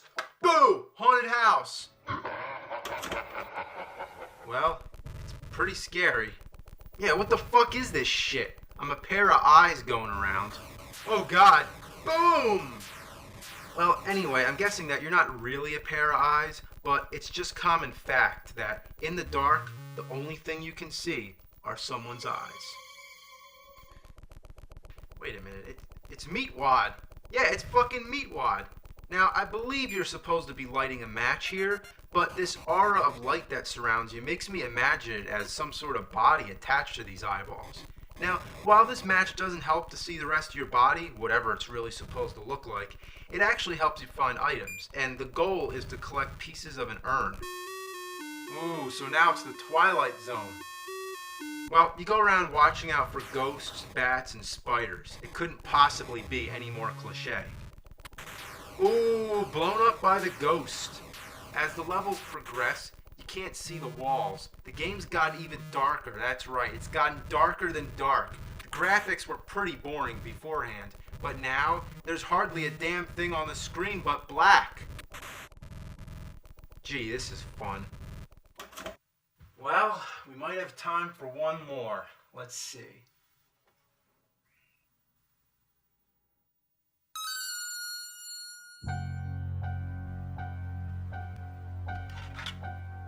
How about Frankenstein's monster? It's alive! It's alive! How about its ass? Its ass! Actually, it's pretty stunning. I mean, as far as graphics go, there's a lot going on. The platforms sort of have a gradient shadow effect, and it's just got a really busy environment for an Atari game, and especially after looking at Haunted House. Well, that's the Frankenstein monster. Why is he white? Well, with every bolt of lightning, he becomes more and more green, and when he's all green, he comes alive. Whether he comes alive or you die, that's when the game ends. Now, your only enemies seem to be this little blue ghost and spiders. Now, I'm fine with that, I guess. Don't really expect much, but who the hell are you supposed to be? Just this regular guy in a baseball cap? Well, anyway, nothing in this game seems to kill you except for the water. You fall in the water, you die. You get touched by anything else, it just freezes you for a second. So the goal is to keep collecting these blocks to build a wall and trap the monster. So you get the block, then you go back up where you started, and then, oh fuck! What the shit is this? Look at all these goddamn bats! What the hell's going on? Never have I had to dodge such a relentless onslaught of vampire bats. Have mercy. So then you just keep going back and forth, getting that block over and over again. Now, one thing that kind of bothers me is this area up to the left. You can't even go there. You can't pass through this green shit, and you might think you can exit one side of the screen and come out the other, like in many games, but no, that doesn't happen here. So this spot, as far as I know, is just a waste. But the worst thing is the jump precision. Here we go, jump. Alright, now jump. Ah, fuck!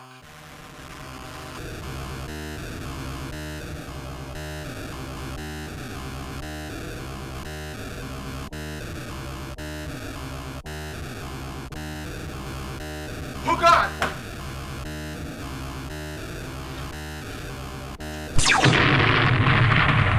Well, now that's my cue to get the fuck out of here and go babysit.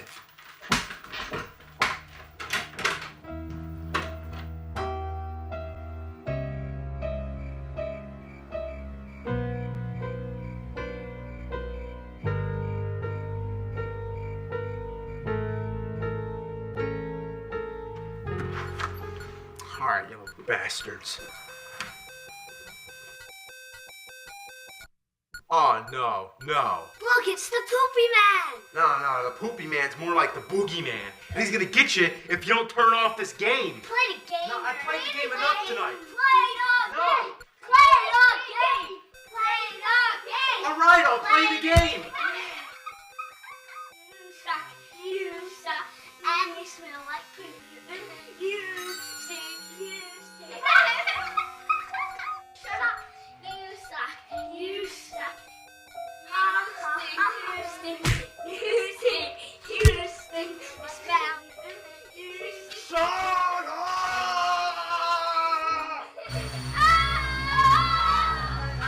Stop. It's okay. You got a basement? Yeah. A circuit breaker? Yeah. Okay, alright then.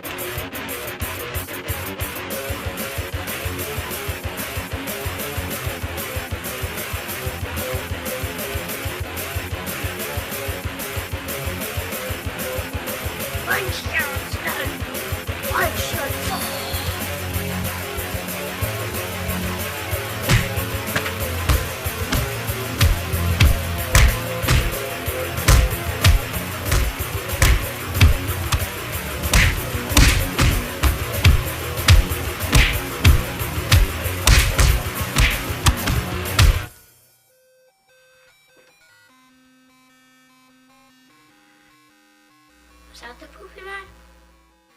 Yeah, I think it was.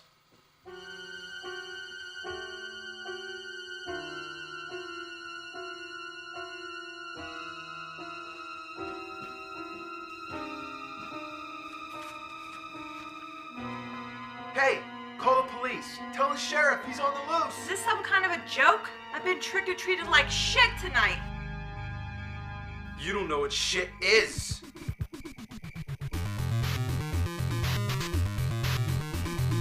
Once again, let's go back to 1983. You walk into a video arcade. What do you see? Games that look like this, or this, or this.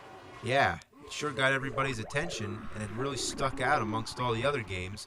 This was Dragon's Lair, the adventures of Dirk the Daring, who has to rescue a princess from a dragon. It was more like an interactive movie than a video game. Basically, you just watch the cartoon play, and when a certain obstacle would appear, then you press the right button at the right time to see whether you die or you continue playing. Now, the first time playing, there was no way to know what was going to happen, so the only way players would learn was to keep putting quarters in the machine. And once you spent like a truckload of quarters and you knew how to go through the whole game, then you could pretty much beat it every time after that and just show off to everybody. So, while there wasn't much to the gameplay, it was groundbreaking in the fact that it was one of the first games to use a Laserdisc, making the use of motion video, and feature animation by Don Bluth, who, prior to Dragon's Lair, was known for his work with Disney on features such as Robin Hood, The Rescuers, and Pete's Dragon. Many games of its kind would follow, some of which were adapted on the home CD consoles, such as Time Gal and Road Adventure, which I mentioned in my Sega CD review.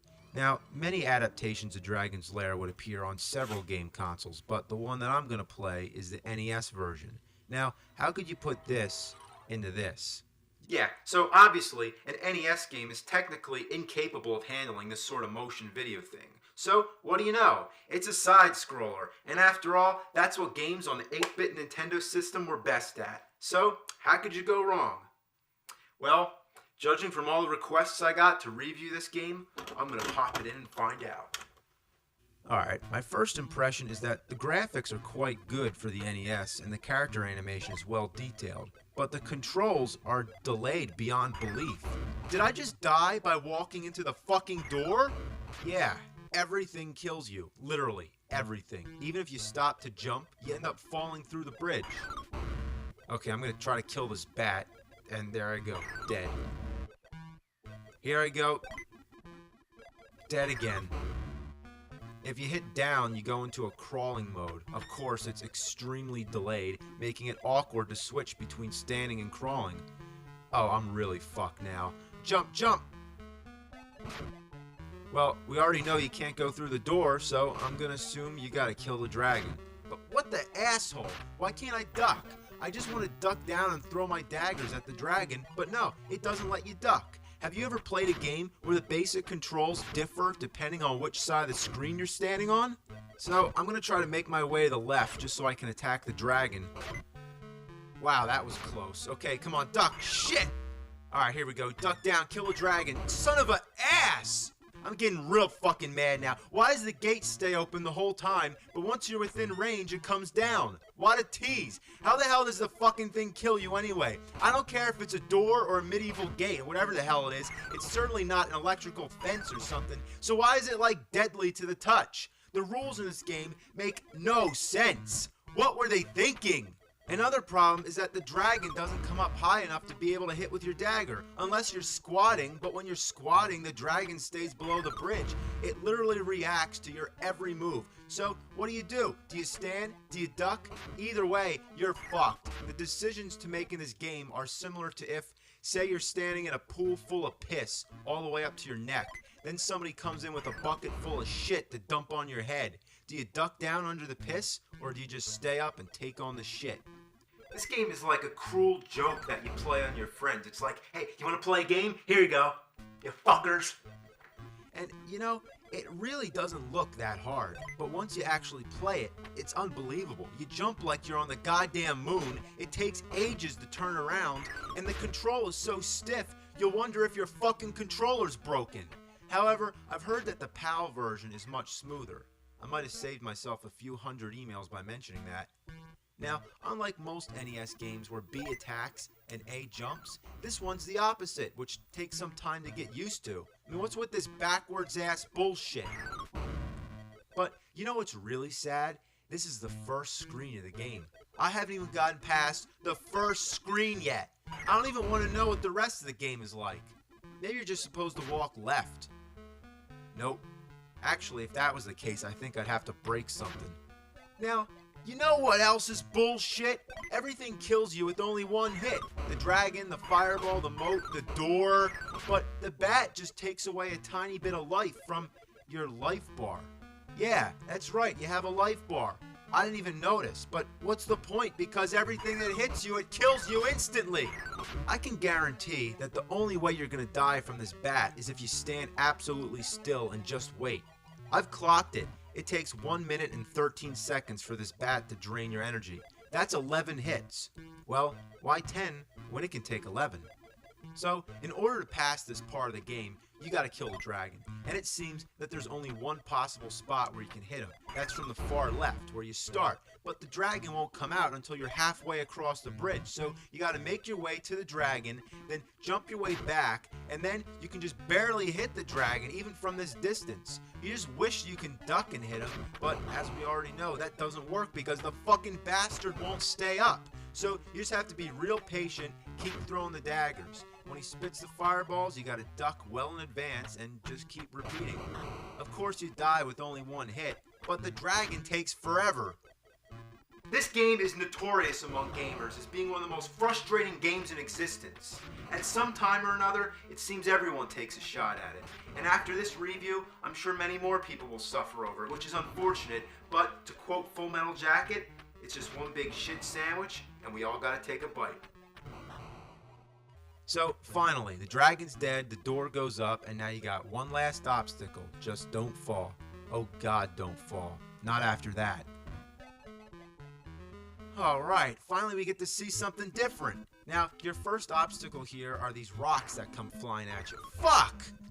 Now, once you remember the pattern, you can get by, but then this snake comes up out of nowhere. Damn! You know, this whole game is all about trial and error. The only way to get through it is to memorize everything that happens. And once again, I'd like to stress, what's the point of having an energy bar when everything kills you with one hit? One fucking hit. Now, this is the worst. Just gotta watch the pattern. Up, down, up, down, up. Fuck! Oh, God. Game over? Oh, no. No, please, no.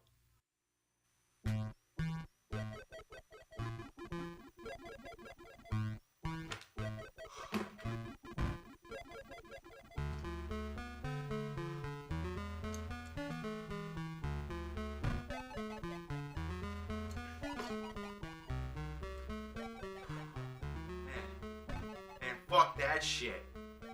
Man, you think I'm gonna put myself through that again? God damn it, man! Man, fuck this game, man! Man, Jesus Christ, I'd rather fucking 69 a grizzly bear while shoving King Kong up my ass. I'd rather fucking stand in the middle of a ring of monkeys as they pelt me to death with their own anal waste. Man, fuck this game, fuck it to hell, fuck it to oblivion, fuck it to damnation of mankind! Home Alone 2 on the NE-fucking-S. Now, just like in the movie, you're anywhere but home. You're lost in New York. Now, I'm really scraping the bottom of the shit barrel with this one. I mean, the first Home Alone game was so bad, why would you even bother with this one? Well, it's a dirty job, but somebody's got to do it. Now, the first thing I noticed, besides of course the title screen and the strangely placed credit scroll, is that the game is actually in memory of someone. Now that's sad. So you start the game trying to escape from this hotel because they found out that you used a stolen credit card. Now, you don't want to fuck with this hotel. They'll get everybody after you. Not even just the people who work there, but bouncing old ladies with umbrellas, mops. Yeah, crazy bloodthirsty mops will try to get you. Vacuum cleaners. Yeah, they'll suck you up. Then there's suitcases. Even the fucking suitcases are trying to run you over. Now, another thing I noticed right away was that the sound effects are taken straight from Bart versus the Space Mutants.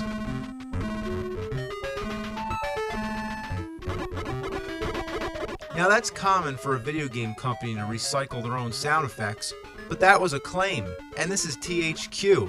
Damn robbers. Now, nothing in the game really makes any sense. You're just running around and get the fuck off me, god damn it! And there's a guy throwing a key. Now, in the world of video games, a key is usually a good thing. You collect keys and use them to open doors, but not this game. The key kills you. Then you go into these rooms which have absolutely no purpose whatsoever. Sometimes you can find items, some of which can be used as temporary weapons, but the main idea is that you just run to the right until you reach the end. But then what happens? Nothing. You can't go anywhere. You press the button and wait for the elevator, but it doesn't happen. Meanwhile, these suitcases keep flying at you, so you start walking to the right, but no, that doesn't work either. So what do? You go back and explore the whole level, exhausting every possibility until you realize, yes, you are supposed to wait for that elevator. I end up pushing the button like 100 fucking times, and I'm being serious. I don't know if it makes a difference, but basically, you gotta wait for that elevator. Then it starts dropping you off on random floors. You run all the way to the right again, only to be faced with the same problem. It's a dead end. So what do? You go left again, and when you get back to the elevator, only then can you advance to the next random floor. It doesn't make any logical fucking sense. So you're just going around dodging everything, and sometimes it's impossible to jump over people, so you really need a weapon, which you can sometimes find in these rooms. But watch out for those crazy fucking maids that throw pillows which look like bloody butcher knives missing handles. When you see the old ladies, you slide on your knees like Pete Townsend, which is probably the best part of the game. Sometimes the slide can kill things, and other times it can't. I didn't even know it could be used as an attack until I got to the chef, because that's the only way to get past him, is to slide into him. Now, of course, every time you hit him, he removes another article of clothing. Now his shirt's gone, and do I really want to do this? Oh shit, God. Then he leaves his hat and it turns into a pizza. Okay. There's really no consistency in this game at all. For example, most of your enemies, you can stun them and then just pass by. But this asshole, it doesn't work. You shoot him in the balls and then he still has his way. I just want to get up on those boxes so I can jump over them. But you can't. You can jump on the boxes to the right, but you can't jump on the ones on the left. I mean, what kind of fucking sense does that make? Some of the poles you can climb, and some of them you can't. Some of the potted plants, you can jump on the plant itself. But other times when you're in desperate fucking need, you can't. It's like the game keeps changing the rules. Here, get up the ladder. Get up the fucking ladder. There's birds shitting all over me. Get up the fucking ladder. Fuck, fuck, fuck, fuck, fuck, fuck, fuck.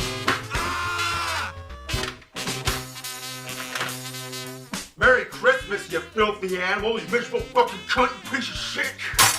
Shitty games, all my life, shitty fucking games! I hate shitty fucking games, and I hate shitty fucking Christmas, cause shitty fucking Christmas means more shitty fucking games! Humbug! Bah! Fucking humbug to hell!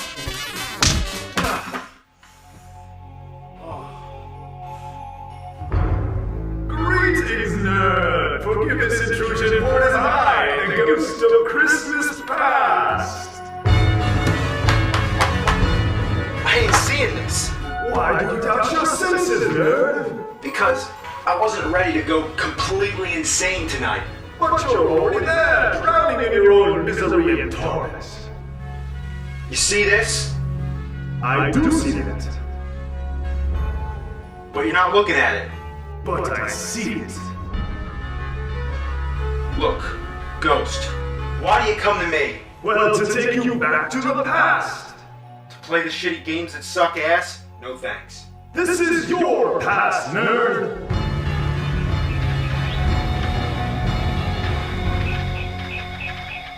Oh wow, that's me. I'm playing round 42. That was the shit, I remember that. Oh no, that's my first time playing the NES. And there's my dad in his underwear taking out the trash. At least he's not making me take out the trash. Oh, and that's me playing Mario 2. At least we all thought it was Mario 2. I don't know how you get in there. There's a ball block. So I don't know how to get in. Yikes, I'm not going down there. This isn't fair. I remember nothing but torture. Oh, that's that fateful Christmas day when I got my Super Nintendo. My first 16-bit machine. You're really excited. Who are you? The ghost of Christmas present, bitch. What do you want? I just want to remind you of the fond memories you have of the Super Nintendo. You remember Metroid, Zelda, Mario? You only choose to dwell on the crap. You know what you're doing right now? Talking to you? No, this is all out of body, don't you get it? Right now you're looking back and reviewing one of the worst games of the Super Nintendo.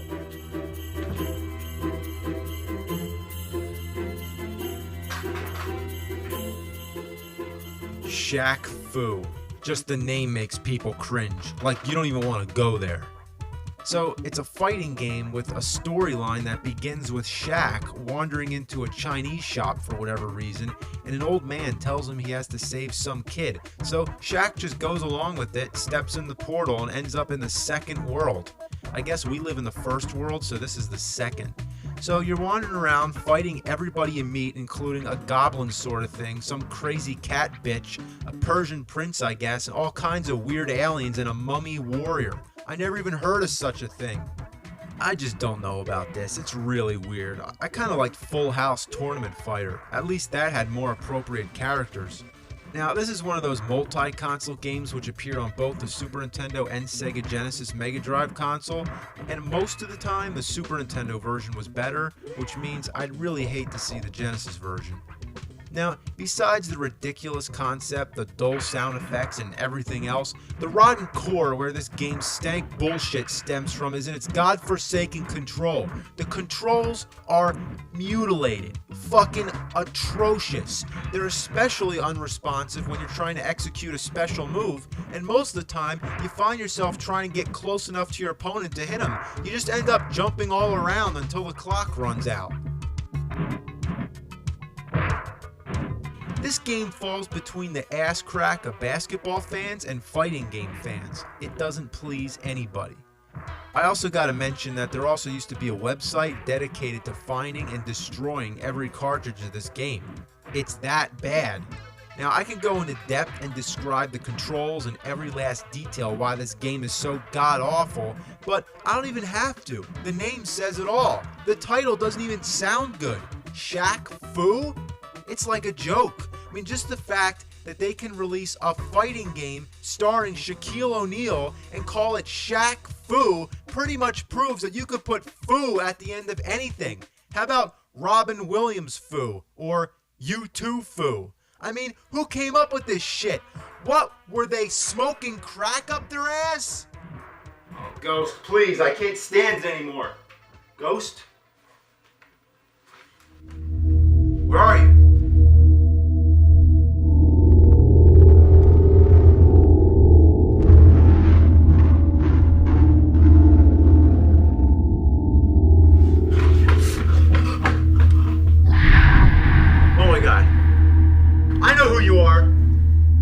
Apparition, why must you trouble me? Why do spirits walk the earth and what do you want from me?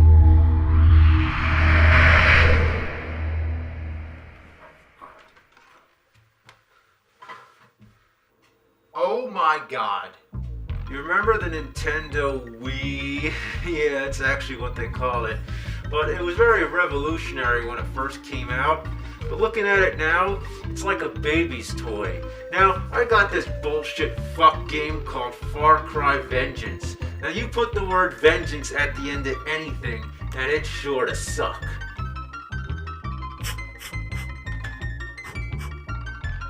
Hey, big fella. You look like the kind of man who can handle himself. You look like the kind of woman I'd like to handle. Have you been with the rebels? I'm not that kind of rebel, pal. I'm not your pal, you bastard guy.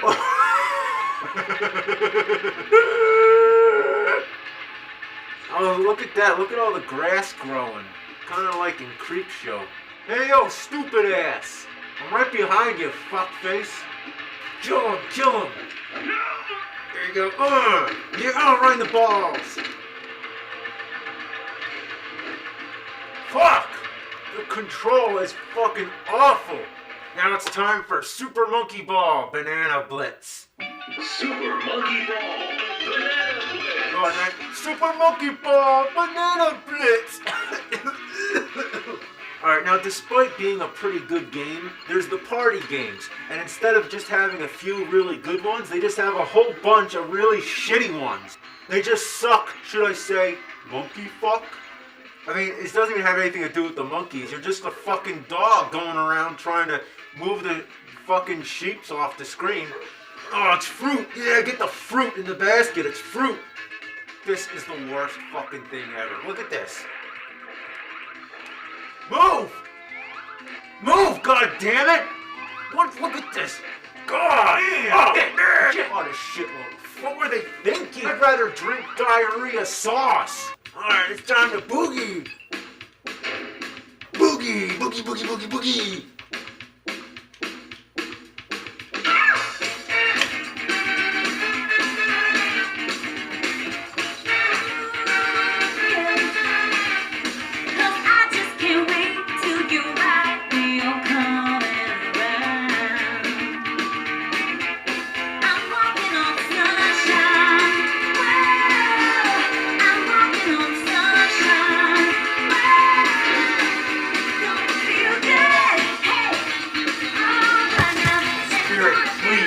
Mercy. I can't stand to look at this anymore.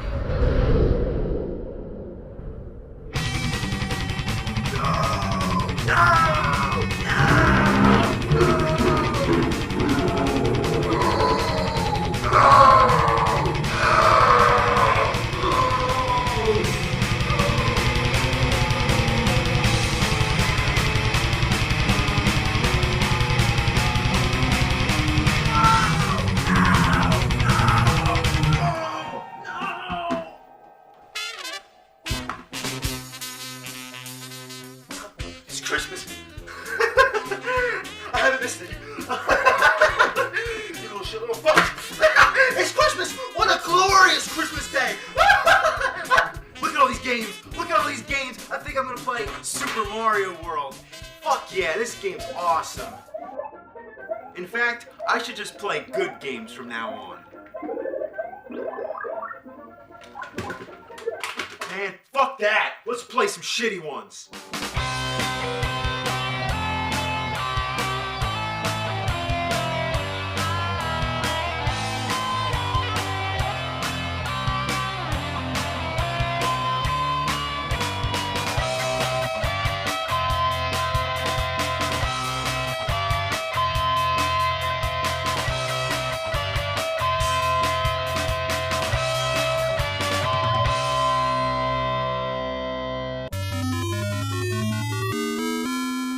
Bring you back to The Legend of Zelda.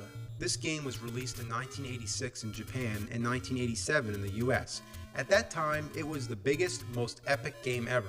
It was more than a game, it was an adventure. It captured our imaginations and immersed us into the fantasy world of Hyrule. Link, Princess Zelda, the Evil Ganon, and the Triforce would become beloved Nintendo icons for generations to come. There is a sequel to this game, released the following year, Zelda 2: The Adventure of Link. But never would we have guessed that this would be the only direct sequel to come, for the Zelda timeline would go backward, twist, split, or do anything but go straight forward. This left fans everywhere debating on what order the stories in the games take place. And back when Zelda started, nobody would have imagined the idea of such a complicated timeline. It's no easy feat to string together more than 14 games that generally have very few story connections and continuations. I don't claim to know anything, because nothing is absolute, and Nintendo has no official timeline explanation. I just want to give you a basic overview of how confusing it is. Originally, as we all know, on the Nintendo Entertainment System, there were only two Zelda games, The Legend of Zelda and Zelda 2: The Adventure of Link. The timeline at this point was very straightforward. Zelda 2 was a direct sequel, taking place a few seasons later, starring the same character Link, now a teenager or young adult. However, the Zelda in this game, who's under a sleeping spell, is reputedly not the same Zelda that Link rescued from Ganon at the end of the first game, as this Zelda has been asleep for millenniums. While fans waited anxiously for a third Zelda game, there never was a Zelda 3, but what we got on the Super Nintendo was a prequel, The Legend of Zelda: A Link to the Past. This game came out 4 years after Zelda 2, and it far succeeded our expectations. It went back to the original format, but made drastic improvements, adding a new Light World Dark World system, and making the game's plot much more involved. For the first time in a Zelda game, we are told the history of Hyrule. In the beginning, 3 gods of wisdom, courage, and power create the land of Hyrule, and leave behind a symbol of their power, the Triforce. It remains hidden away in a golden land, where legends say anyone who finds it, all their wishes will come true. However, it's found by a thief by the name of Ganondorf Dragmire, and because of his evil nature, it transforms him into the monster we know as Ganon, and the Golden Land into the Dark World. While he rules this Dark World, he also tries to take over Hyrule, but 7 wise men seal the gate to the Dark World and trap Ganon inside. Now that's all backstory. Now as the game begins, the evil wizard Aghanim has taken over Hyrule Castle and uses the life force of the 7 maidens to break the seal, to free Ganon. The 7 maidens are the descendants of the 7 wise men, and the last in line is Princess Zelda. The main objective of this game is for Link to defeat Aghanim and then go to the Dark World to rescue the 7 maidens and ultimately face Ganon. Now on the Game Boy, we were given Link's Awakening, which was the first portable Zelda game. It seems to take place right after A Link to the Past, treating it as its own new series of games, or either ignoring the original 2 or I don't know. Now, let's move on to the Nintendo 64, the first 3D Zelda game and the biggest, most anticipated yet, the Ocarina of Time. To my dismay, this game was another prequel. Upon release, it was announced as the earliest point in the timeline, and this is where all notions of Link to the Past being the first were shattered. Shigeru Miyamoto, the man responsible for all these great games, did an interview with Nintendo Power sometime before the release of the Ocarina of Time. And this is what he said. Ocarina of Time is the first story, then the original Legend of Zelda, then Zelda 2, The Adventure of Link, and finally A Link to the Past. It's not very clear where Link's Awakening fits in. It could be any time after Ocarina of Time. Now, whoa, I'm nobody to argue. Don't get me wrong, I wouldn't doubt the man himself, but how is Link to the Past the last? I had a hard time accepting that any game would take place before it, but now it's the last? Well then, why is it called Link to the Past? If it was meant to be the end, why wouldn't it be called Link to the Future? Let's remember when there were only 3 Zelda games, The Legend of Zelda, Zelda 2, The Adventure of Link, and Link to the Past. Was there any doubt that Link to the Past took place before the other 2 games? Even the back of the box says it starred the predecessors of Link and Zelda from the NES games. As the game begins, Zelda telepathically speaks to Link's uncle while Link remains in bed. She says, "Please help me. I am a prisoner in the dungeon of the castle. My name is Zelda." By introducing herself in this manner, it seems to set the tone as a prequel. Link's uncle tries to rescue her first, but when he dies, he passes his sword on to Link and tells him basically he's the new hope. It's easy to assume that this is Link's first adventure, but with all the new games, it's all screwed up and open for debate. The title Link to the Past could very well not be referring to the character Link at all. While it's undoubtedly a play on words, it could be totally referring to a link as in a connection, a chain of events. So, what event from the past can it be linking to? The Ocarina of Time? Okay, fair enough, but one problem. To believe that means to assume that they already had Ocarina of Time planned out back then, and that's playing a George Lucas. So, what right do I have to argue with Miyamoto? I don't. However, I can offer 3 explanations to why he says Link to the Past goes at the end. 1. He was being interviewed, and he was caught on the spot, so it could have been a simple mistake. 2. Link to the Past was once a prequel, but its place in the timeline changed, so his quote somehow correct. 3. It's just a game, so who gives a shit? So, let's get back to the Ocarina of Time. While it has to be a different Link and Zelda, it definitely seems to take place at the beginning. In fact, it seems to take place during the imprisoning war of the Link to the Past backstory and the origin of Ganon. During most of the game, he's in human form as Ganondorf. and at the end, he actually transforms into Ganon right in front of you. In Link to the Past, Link is usually compared to the legendary hero of time, meaning he's carrying on the tradition of the old Link from Ocarina of Time, or that could just be a legend, whatever. Now, once I got over the fact that this is yet another prequel, it also involves time travel, which just makes it even more complicated. In a similar fashion to Link to the Past's Dark World Light World system, Link here travels between his childhood and 7 years in the future, where Ganondorf has taken over Hyrule. So, you get to play as both young Link and adult Link. Young Link basically skips over his childhood to become adult Link and defeat Ganon at the end. However, Zelda sends Link back to being young Link so he can have a chance to live the skipped 7 years of his childhood. Now, a second Zelda game for the Nintendo 64 was released, Majora's Mask. This one is a sequel to Ocarina of Time, but wait, not a sequel to the end where adult Link defeats Ganon, no, it's a sequel to young Link after he got sent back. So now, any speculation of Nintendo ever making a sequel to Zelda 2 is deader than shit. They can't even make a sequel that follows in consecutive order. Instead, they just keep going back, and then maybe taking a small step up again, and then back again. We have a sequel to the original, a prequel to the original, a sequel to the prequel, a prequel to the prequel, and a sequel to the young Link of the prequel's prequel. What the fuck? At this point, if you want to try to make any sense out of this whole thing, then you just go right ahead, but not me. At this point, I really didn't give a shit. So 8 years since the last game on a handheld system, Link's Awakening, 2 new Zelda games were released for the Game Boy Color, the Oracle of Seasons and the Oracle of Ages. These games, depending on the order in which you played them, took place immediately after each other. On the first playthrough, the villains in each game were General Onyx for the Oracle of Seasons or Varan in the Oracle of Ages. But if you played through each game a second time and entered a series of passwords from the Link system, you can get the real ending and actually fight the revived Ganon. These games, however, could take place after nearly any Zelda game. Some fans speculated that they took place after Majora's Mask because of the similar characters. Some said that they came between Link to the Past and Link's Awakening, and some believed them to take place at the very end of the timeline. Still others felt it was another Link entirely. By this point, the timeline had changed. No longer was a constant among all fans. But no matter where you wanted to place the Oracle games, the main theme of the series remained true. The Ocarina of Time era, then the Link to the Past era, and finally, the Legend of Zelda era. It's kind of weird to think that the early 8-bit games are now actually taking place at the end. But whatever, that was before this whole timeline thing happened. But then, it got even more fucked up. The GameCube Zelda, called The Wind Waker, was about a young Link on the Great Sea who has to rescue his sister along with the help of a pirate girl named Tetra, who's later revealed to be this game's Princess Zelda. This game was supposed to be a sequel to the Ocarina of Time.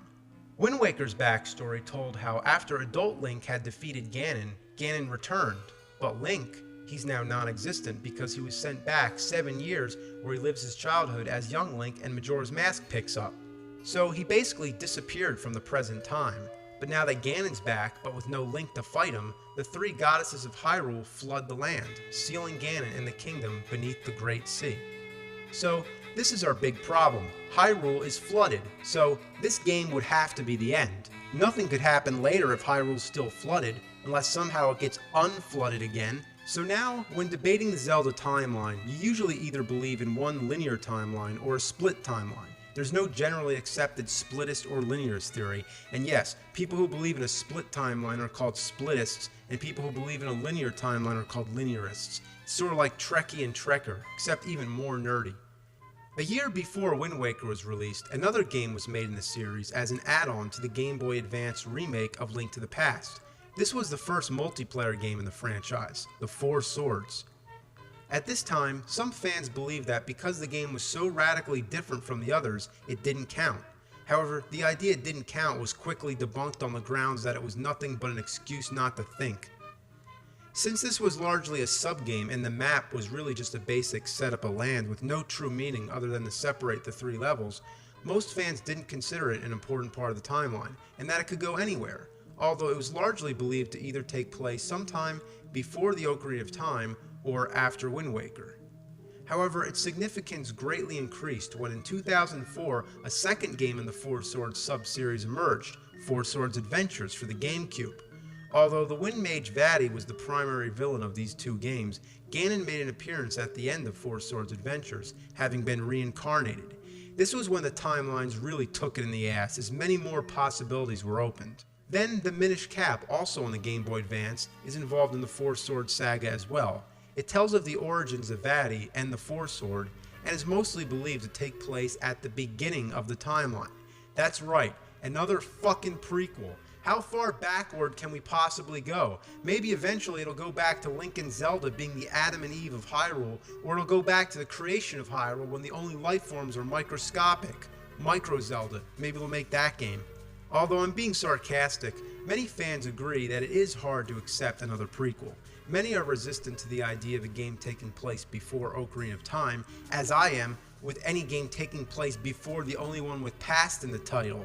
Many other theories place the Minish Cap at the very end, and still others clump it together with the other Four Sword games somewhere in the middle of the timeline. Others speculate that the Four Swords are their own separate series.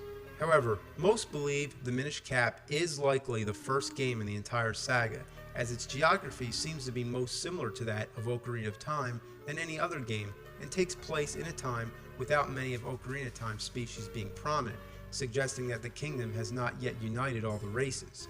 That and the lack of the Temple of Time suggests that it falls several generations before the Ocarina of Time. Not to mention, it explains how Link first got his hat.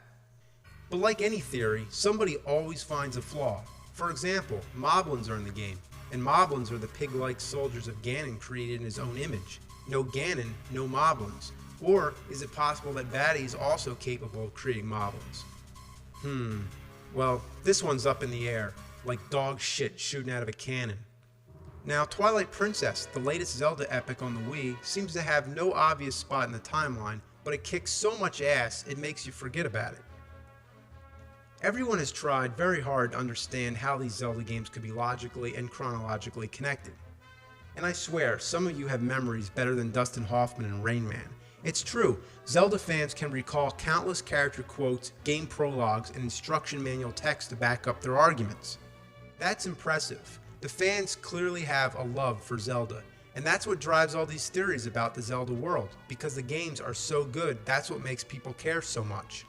But let's stop for a moment and look at all these games as a whole, mainly the earlier ones. If there was some sort of a concrete storyline, a planned out logical order in the Zelda universe, it would be there clear as day. The creators of Zelda didn't think about a timeline. Now, because of pressure from the fans, Nintendo sometimes tries to inject things from previous games into newer installments, attempting to tie some of them together, but there isn't a sturdy foundation to do so. It's a puzzle that can't be solved. Look at it. It's a gang-raped, bitch-slapped, broken-down fucking mess of a timeline. No matter how hard the fans try to piece it all together, a new game comes out that just defies everything. Zelda started out as just a little elf kid running around stabbing bad guys, and it was a classic little adventure game, but today it's a juggernaut. It has a cult following that's out of this world. That's why we've seen Zelda characters in Soul Calibur and Super Smash Bros. Where does Super Smash Bros. Melee fit into the mix? Link, Zelda, and Ganondorf are in the game, so why ignore it? It doesn't count, right? Well, excuse me! What about the cartoon? What about the games on the Philips CDI? There is Zelda, Wanda Gamelon, Link, The Faces of Evil, and Zelda's Adventure. And hey, Princess Zelda actually plays a bigger role in those games, so why don't you count those? Maybe because they suck diarrhea shit from an asshole fountain? But that's beside the point. The point is that the true heart of the Zelda games is the gameplay. If you can't enjoy playing the game, you won't enjoy the story and characters anyway. The end goal is that the game is fun, challenging, has some unique twists, and is a satisfying experience.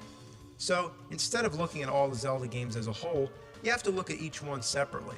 After all, that's the way they were developed. It's not as though Zelda is like Lord of the Rings. Each Zelda game is a different legend and a different experience. You don't have to play the first one to get the story of the third one or even the 13th one, and that's really lucky for those who haven't been able to play them all, which is the case for most people. Zelda games are not meant to connect right down the line. They're not meant to tell the entire history of Hyrule. They're meant to be single, fun experiences.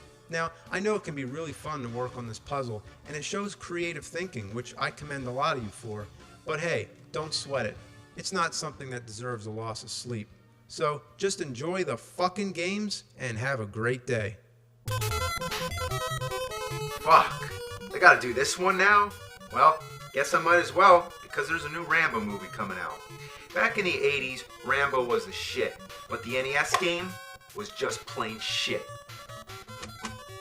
Well, it's based off of Rambo First Blood Part 2 rather than the first one. I guess making a game where you go around killing cops probably wasn't in their best interest. It begins with the Colonel visiting Rambo in prison and making him a deal. Go rescue prisoners in Vietnam and you're free. But you have a choice. I'm not afraid of death, or I feel better in prison. How about I feel better in prison? But it's up to you. The game doesn't start until you say yes. Well, what's the point of having an option then? I'm saying leave me the fuck in prison, but then again, I might as well not even put the game in if I'm gonna say no. That's like in the movie if you would have said, John, the movie can't continue till you say yes. So the game begins, you're just walking around the hangar, talking to people. Rambo looks like some shirtless guy wearing red spandex. So you just walk around, talk to this person, talk to that person, then finally go to the Colonel one last time where he says, you've got 36 hours to get in, complete your assignment, and get the hell out. The first swear I recall from a video game. Then the plane drops you off and the action finally begins. You spend most of your time just killing snakes, bugs, and other small animals with a knife. It's actually a complete clone of Zelda 2.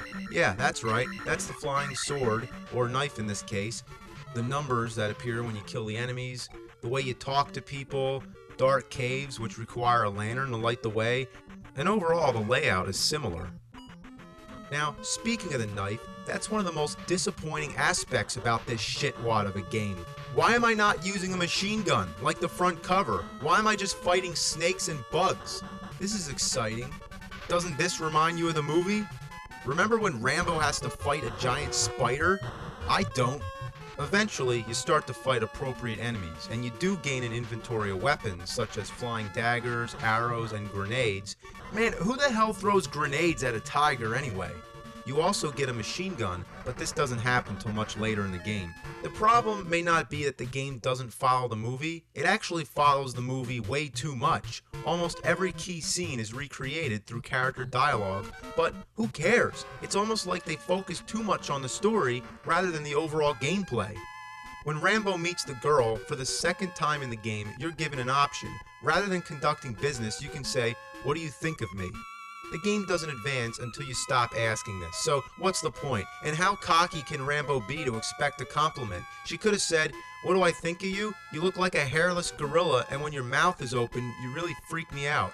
There's times when you have to follow her, but all she does is walk back and forth, so you're actually supposed to go meet her somewhere. But where the fuck that is up to you to find out. Now, that's the biggest problem of this game, finding out where the hell you're supposed to go. You stand on these little boxes that say N for North and S for South. You push up and then go to the next screen, and it's just like in Friday the 13th where you can change paths, but it's confusing to navigate because everything looks the same. If you keep walking in the same direction, the stage just repeats over and over. Sometimes you think you're making progress, but then you realize that you're doing laps over the same stretch of land. But to make it even more confusing, there's times when in order to advance to the next section of the game, you have to walk in one direction and then go back the same way you came. So it's like if you walk to the right, you can just keep walking right forever. It's an endless cycle. But if you walk to the left, that's when it takes you somewhere different. What a shitload of fucking bullshit. There's also a scene where you control the girl. She can't do anything but walk, and there's no fighting involved. All you do, basically, is just walk from point A to point B. Why? Another thing that blazes my balls is that when you're low on energy, the screen flashes. I guess it's nice to be alerted that you're dying, but it doesn't have to be so fucking annoying. Maybe you say it's nitpicking, but I say it's shitpicking. The controls are mind-blowingly awful. It doesn't look bad, but believe me, it's bad. You can move and jump around just fine, but when it comes to using your weapons, it feels stiff. When you try to attack something, it's almost impossible without getting hit. Getting across this bridge is a real shit, bitch. Damn. Fuck. Alright, come on, you bastard. I'm almost there. Almost there. Fuck! Oh, God. How did they fuck up Rambo this bad? You'd think it wouldn't be that hard. Just a guy in a bandana going around shooting people. Kind of like Contra. Yeah, that worked, didn't it? Side-scrolling, overhead, or even a semi-3D perspective. It all worked. As long as the control is fluent, the action's good, and the overall gameplay is stimulating, that's all it needs. But instead, we get a confusing, incoherent mess that doesn't even really know what it's trying to be. A needless storyline, confusing navigation, frustrating controls, and a second-rate clone of Zelda 2. Though it predated Zelda 2 in its US release, Zelda 2 came out first in Japan. What? What the shit? I'm back at the beginning. How did this happen? I just fell and now I'm back at the beginning of the damn game. I still have my weapons, but I got a long way to make it back to where I came. Murdoch is still telling me the same shit he told me before, as if I never started the mission yet. So I guess I just found some crazy glitch. So the only way I'm gonna show you the end of this game is to enter a password. But look at this! Why does the fucking password have to be so damn long? Is it really necessary to have both capital and lowercase letters, as well as numbers, question marks, and exclamation marks too? If you're writing this down, you're gonna get confused. S's look like 5s, zeros look like O's, capital and lowercase letters can look identical, and lowercase L's look like 1s and uppercase I's. That's something I have no tolerance for. The password system should be simple, straightforward, and easy to use. As long as you know the password, you should be able to enter it and move on. It doesn't need to be a fucking project. Assholes. Well, so this is it, the end of the game. And they sure saved the hardest part for last. It's just a fucking barrage of shit coming down. It's like you need a bulletproof umbrella. There's no way to dodge this shit, and the only way to hit the copter is with grenades. It takes about 1 million hits, and there's no damage indicator. It doesn't blink or anything when you hit it, so the first time I tried this, I didn't even know the damn things were working. But with patience, you finally win, and then you go back to the hangar, a job well done. And from here on, you can just walk around and talk to people. And there's Murdoch, that bastard. You get out your machine gun, you shoot him, and he turns into a frog. Yeah, you shoot Chinese letters, and he turns into a frog. Just what I expected.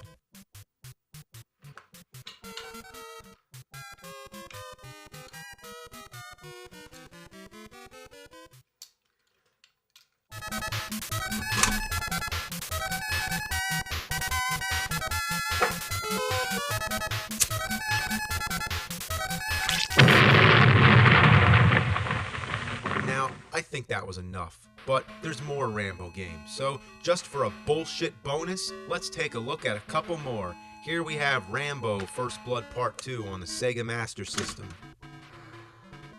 Now, okay, this is more like it. Starts up with the action right away, you're just going around shooting people, and on top of that, it's 2 players. We know that this is Rambo, but who's this guy? But anyway, it doesn't matter.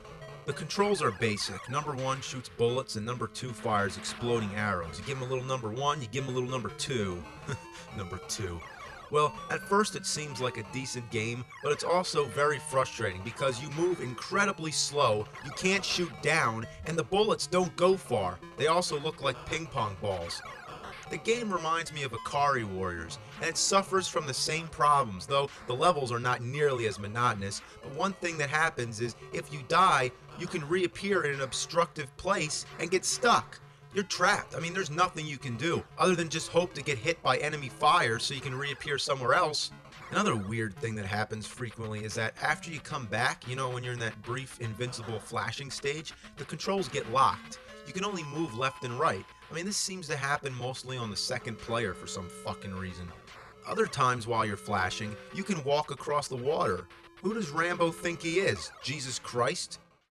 Well, let's check out Rambo 3, again on the Sega Master System. Now, this one's going to be fun, because it uses the light gun. Unless the fucking thing doesn't work. It kinda works. I mean, I guess you just gotta wave it around, like Rambo. Rambo never shoots straight.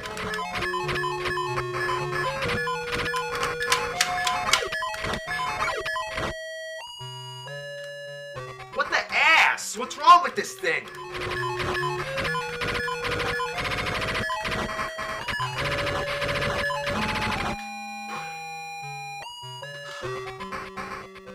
Piece of shit. Now, with all the Rambo games, I could probably go on for hours, but that's not what it's about. I just wanted to give you a basic overview. Now, it's been about 20 years since these games were out. It's also been about 20 years since the last Rambo movie. Now, I'm psyched to go see Rambo 4. But it's not called Rambo 4, is it? Let's address this title situation one last time. Now, back in my chronologically confused video, I was making fun of Rocky VI being called Rocky Balboa, so I made a sarcastic comment. Let's take a look. What are they going to do? Call it John Rambo? And what do? That's what they call it. And I feel bad. I feel like I picked on a retard or something. Like, what are you, retarded? Oh, I'm sorry. But then what do? They change it again to just Rambo.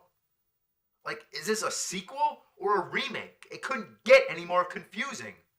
Even though the original movie was called First Blood, people often refer to it as Rambo. But in the second movie, they downgraded First Blood into a subtitle, calling it Rambo First Blood Part 2. But the Nintendo game is just Rambo, as well as the Sega version. Even though the box says the full title, the game itself, and even the title screen, just say Rambo. So technically, the immediate title of the second movie is Rambo. Next came Rambo 3. Technically, it should be Rambo 2 or First Blood Part 3. I mean, there's no consistency, but just for the sake of confusion, it is the third in the series, so whatever. It's Rambo 3. But then comes Rambo. Like, how do you follow Rambo 3 with just Rambo? That doesn't even make any sense. It's like you're going backwards. So now if someone says, I'm watching Rambo, it's like, oh, what do you mean? You mean First Blood? Or do you mean Rambo First Blood Part 2? Or do you mean Rambo, the fourth movie? That's what it is, the fourth fucking movie. Why couldn't they just call it Rambo 4? 1, 2, 3, 4.